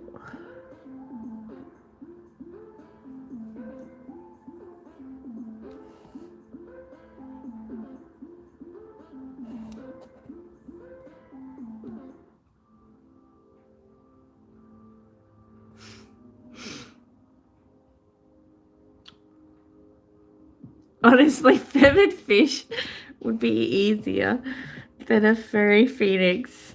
It's just the way I drew fur and feathers is so similar. It was really hard for me to differentiate between the two. It was funny though.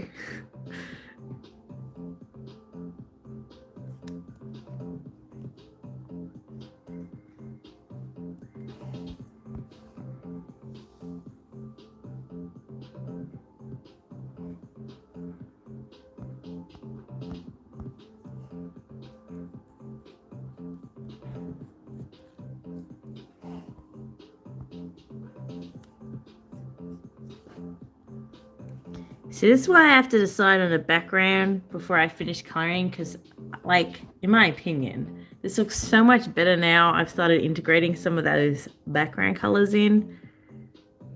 Look, that's too much.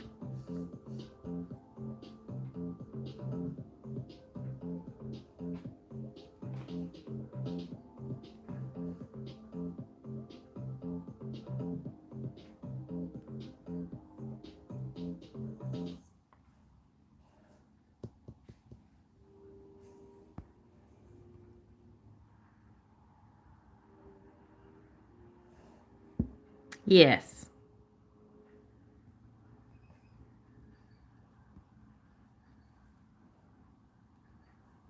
And I always do the thing that they tell you not to do, which is they tell you to work out, like, do things in stages. So you should do, like, all your shadowing and, you know, the base stuff first, and then you should do the next stage and then the next stage. But I always do the thing they tell you not to do, which is I decide to do all the detailing first in one section and then do the rest later.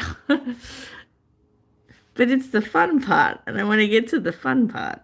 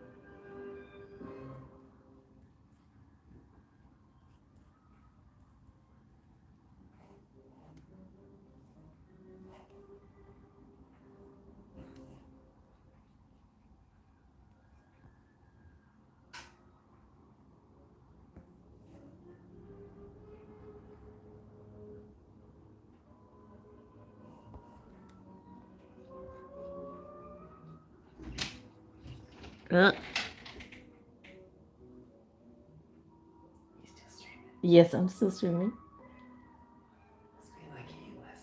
It's been like hours, yes. My husband's here. Hello. I'll stop in a moment, to be honest. I've been going a long time, and I'm really hungry.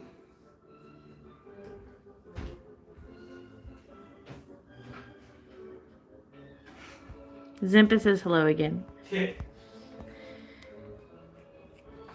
I know I've been streaming a while when it's Can you turn the kettle off, please? Oh.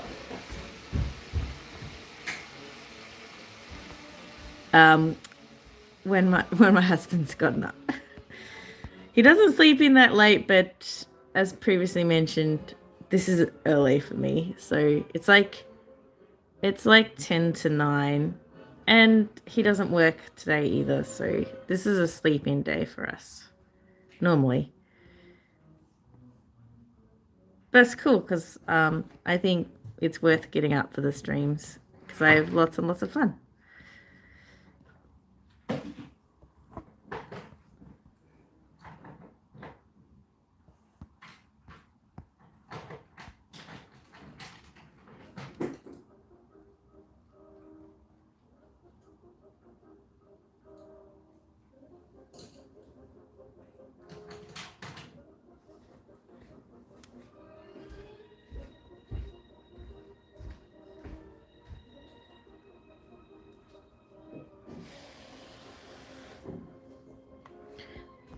Well, I think we're probably going to end it here because we have been going a long time, and I should allow my husband the ability to make his breakfast and coffee since I'm recording in the lounge room. But thank you very much for joining me. It's been super fun. Sorry I only drew one picture, but I don't know, I was kind of on a roll and nobody told me to stop, so I kept going. But I will probably continue this and just do it as a recording on its own, and then I'll probably what I'll do, we'll see. If I finish it, then I might make its own video as well. So I still have the live stream as normal, but then have a separate video that you can watch just the drawing with maybe a voiceover, maybe not. I don't know. We'll decide later. Anyway, thanks for watching, and I'll see you all next time. How do I stop my stream again? That's how. See you next month. Bye.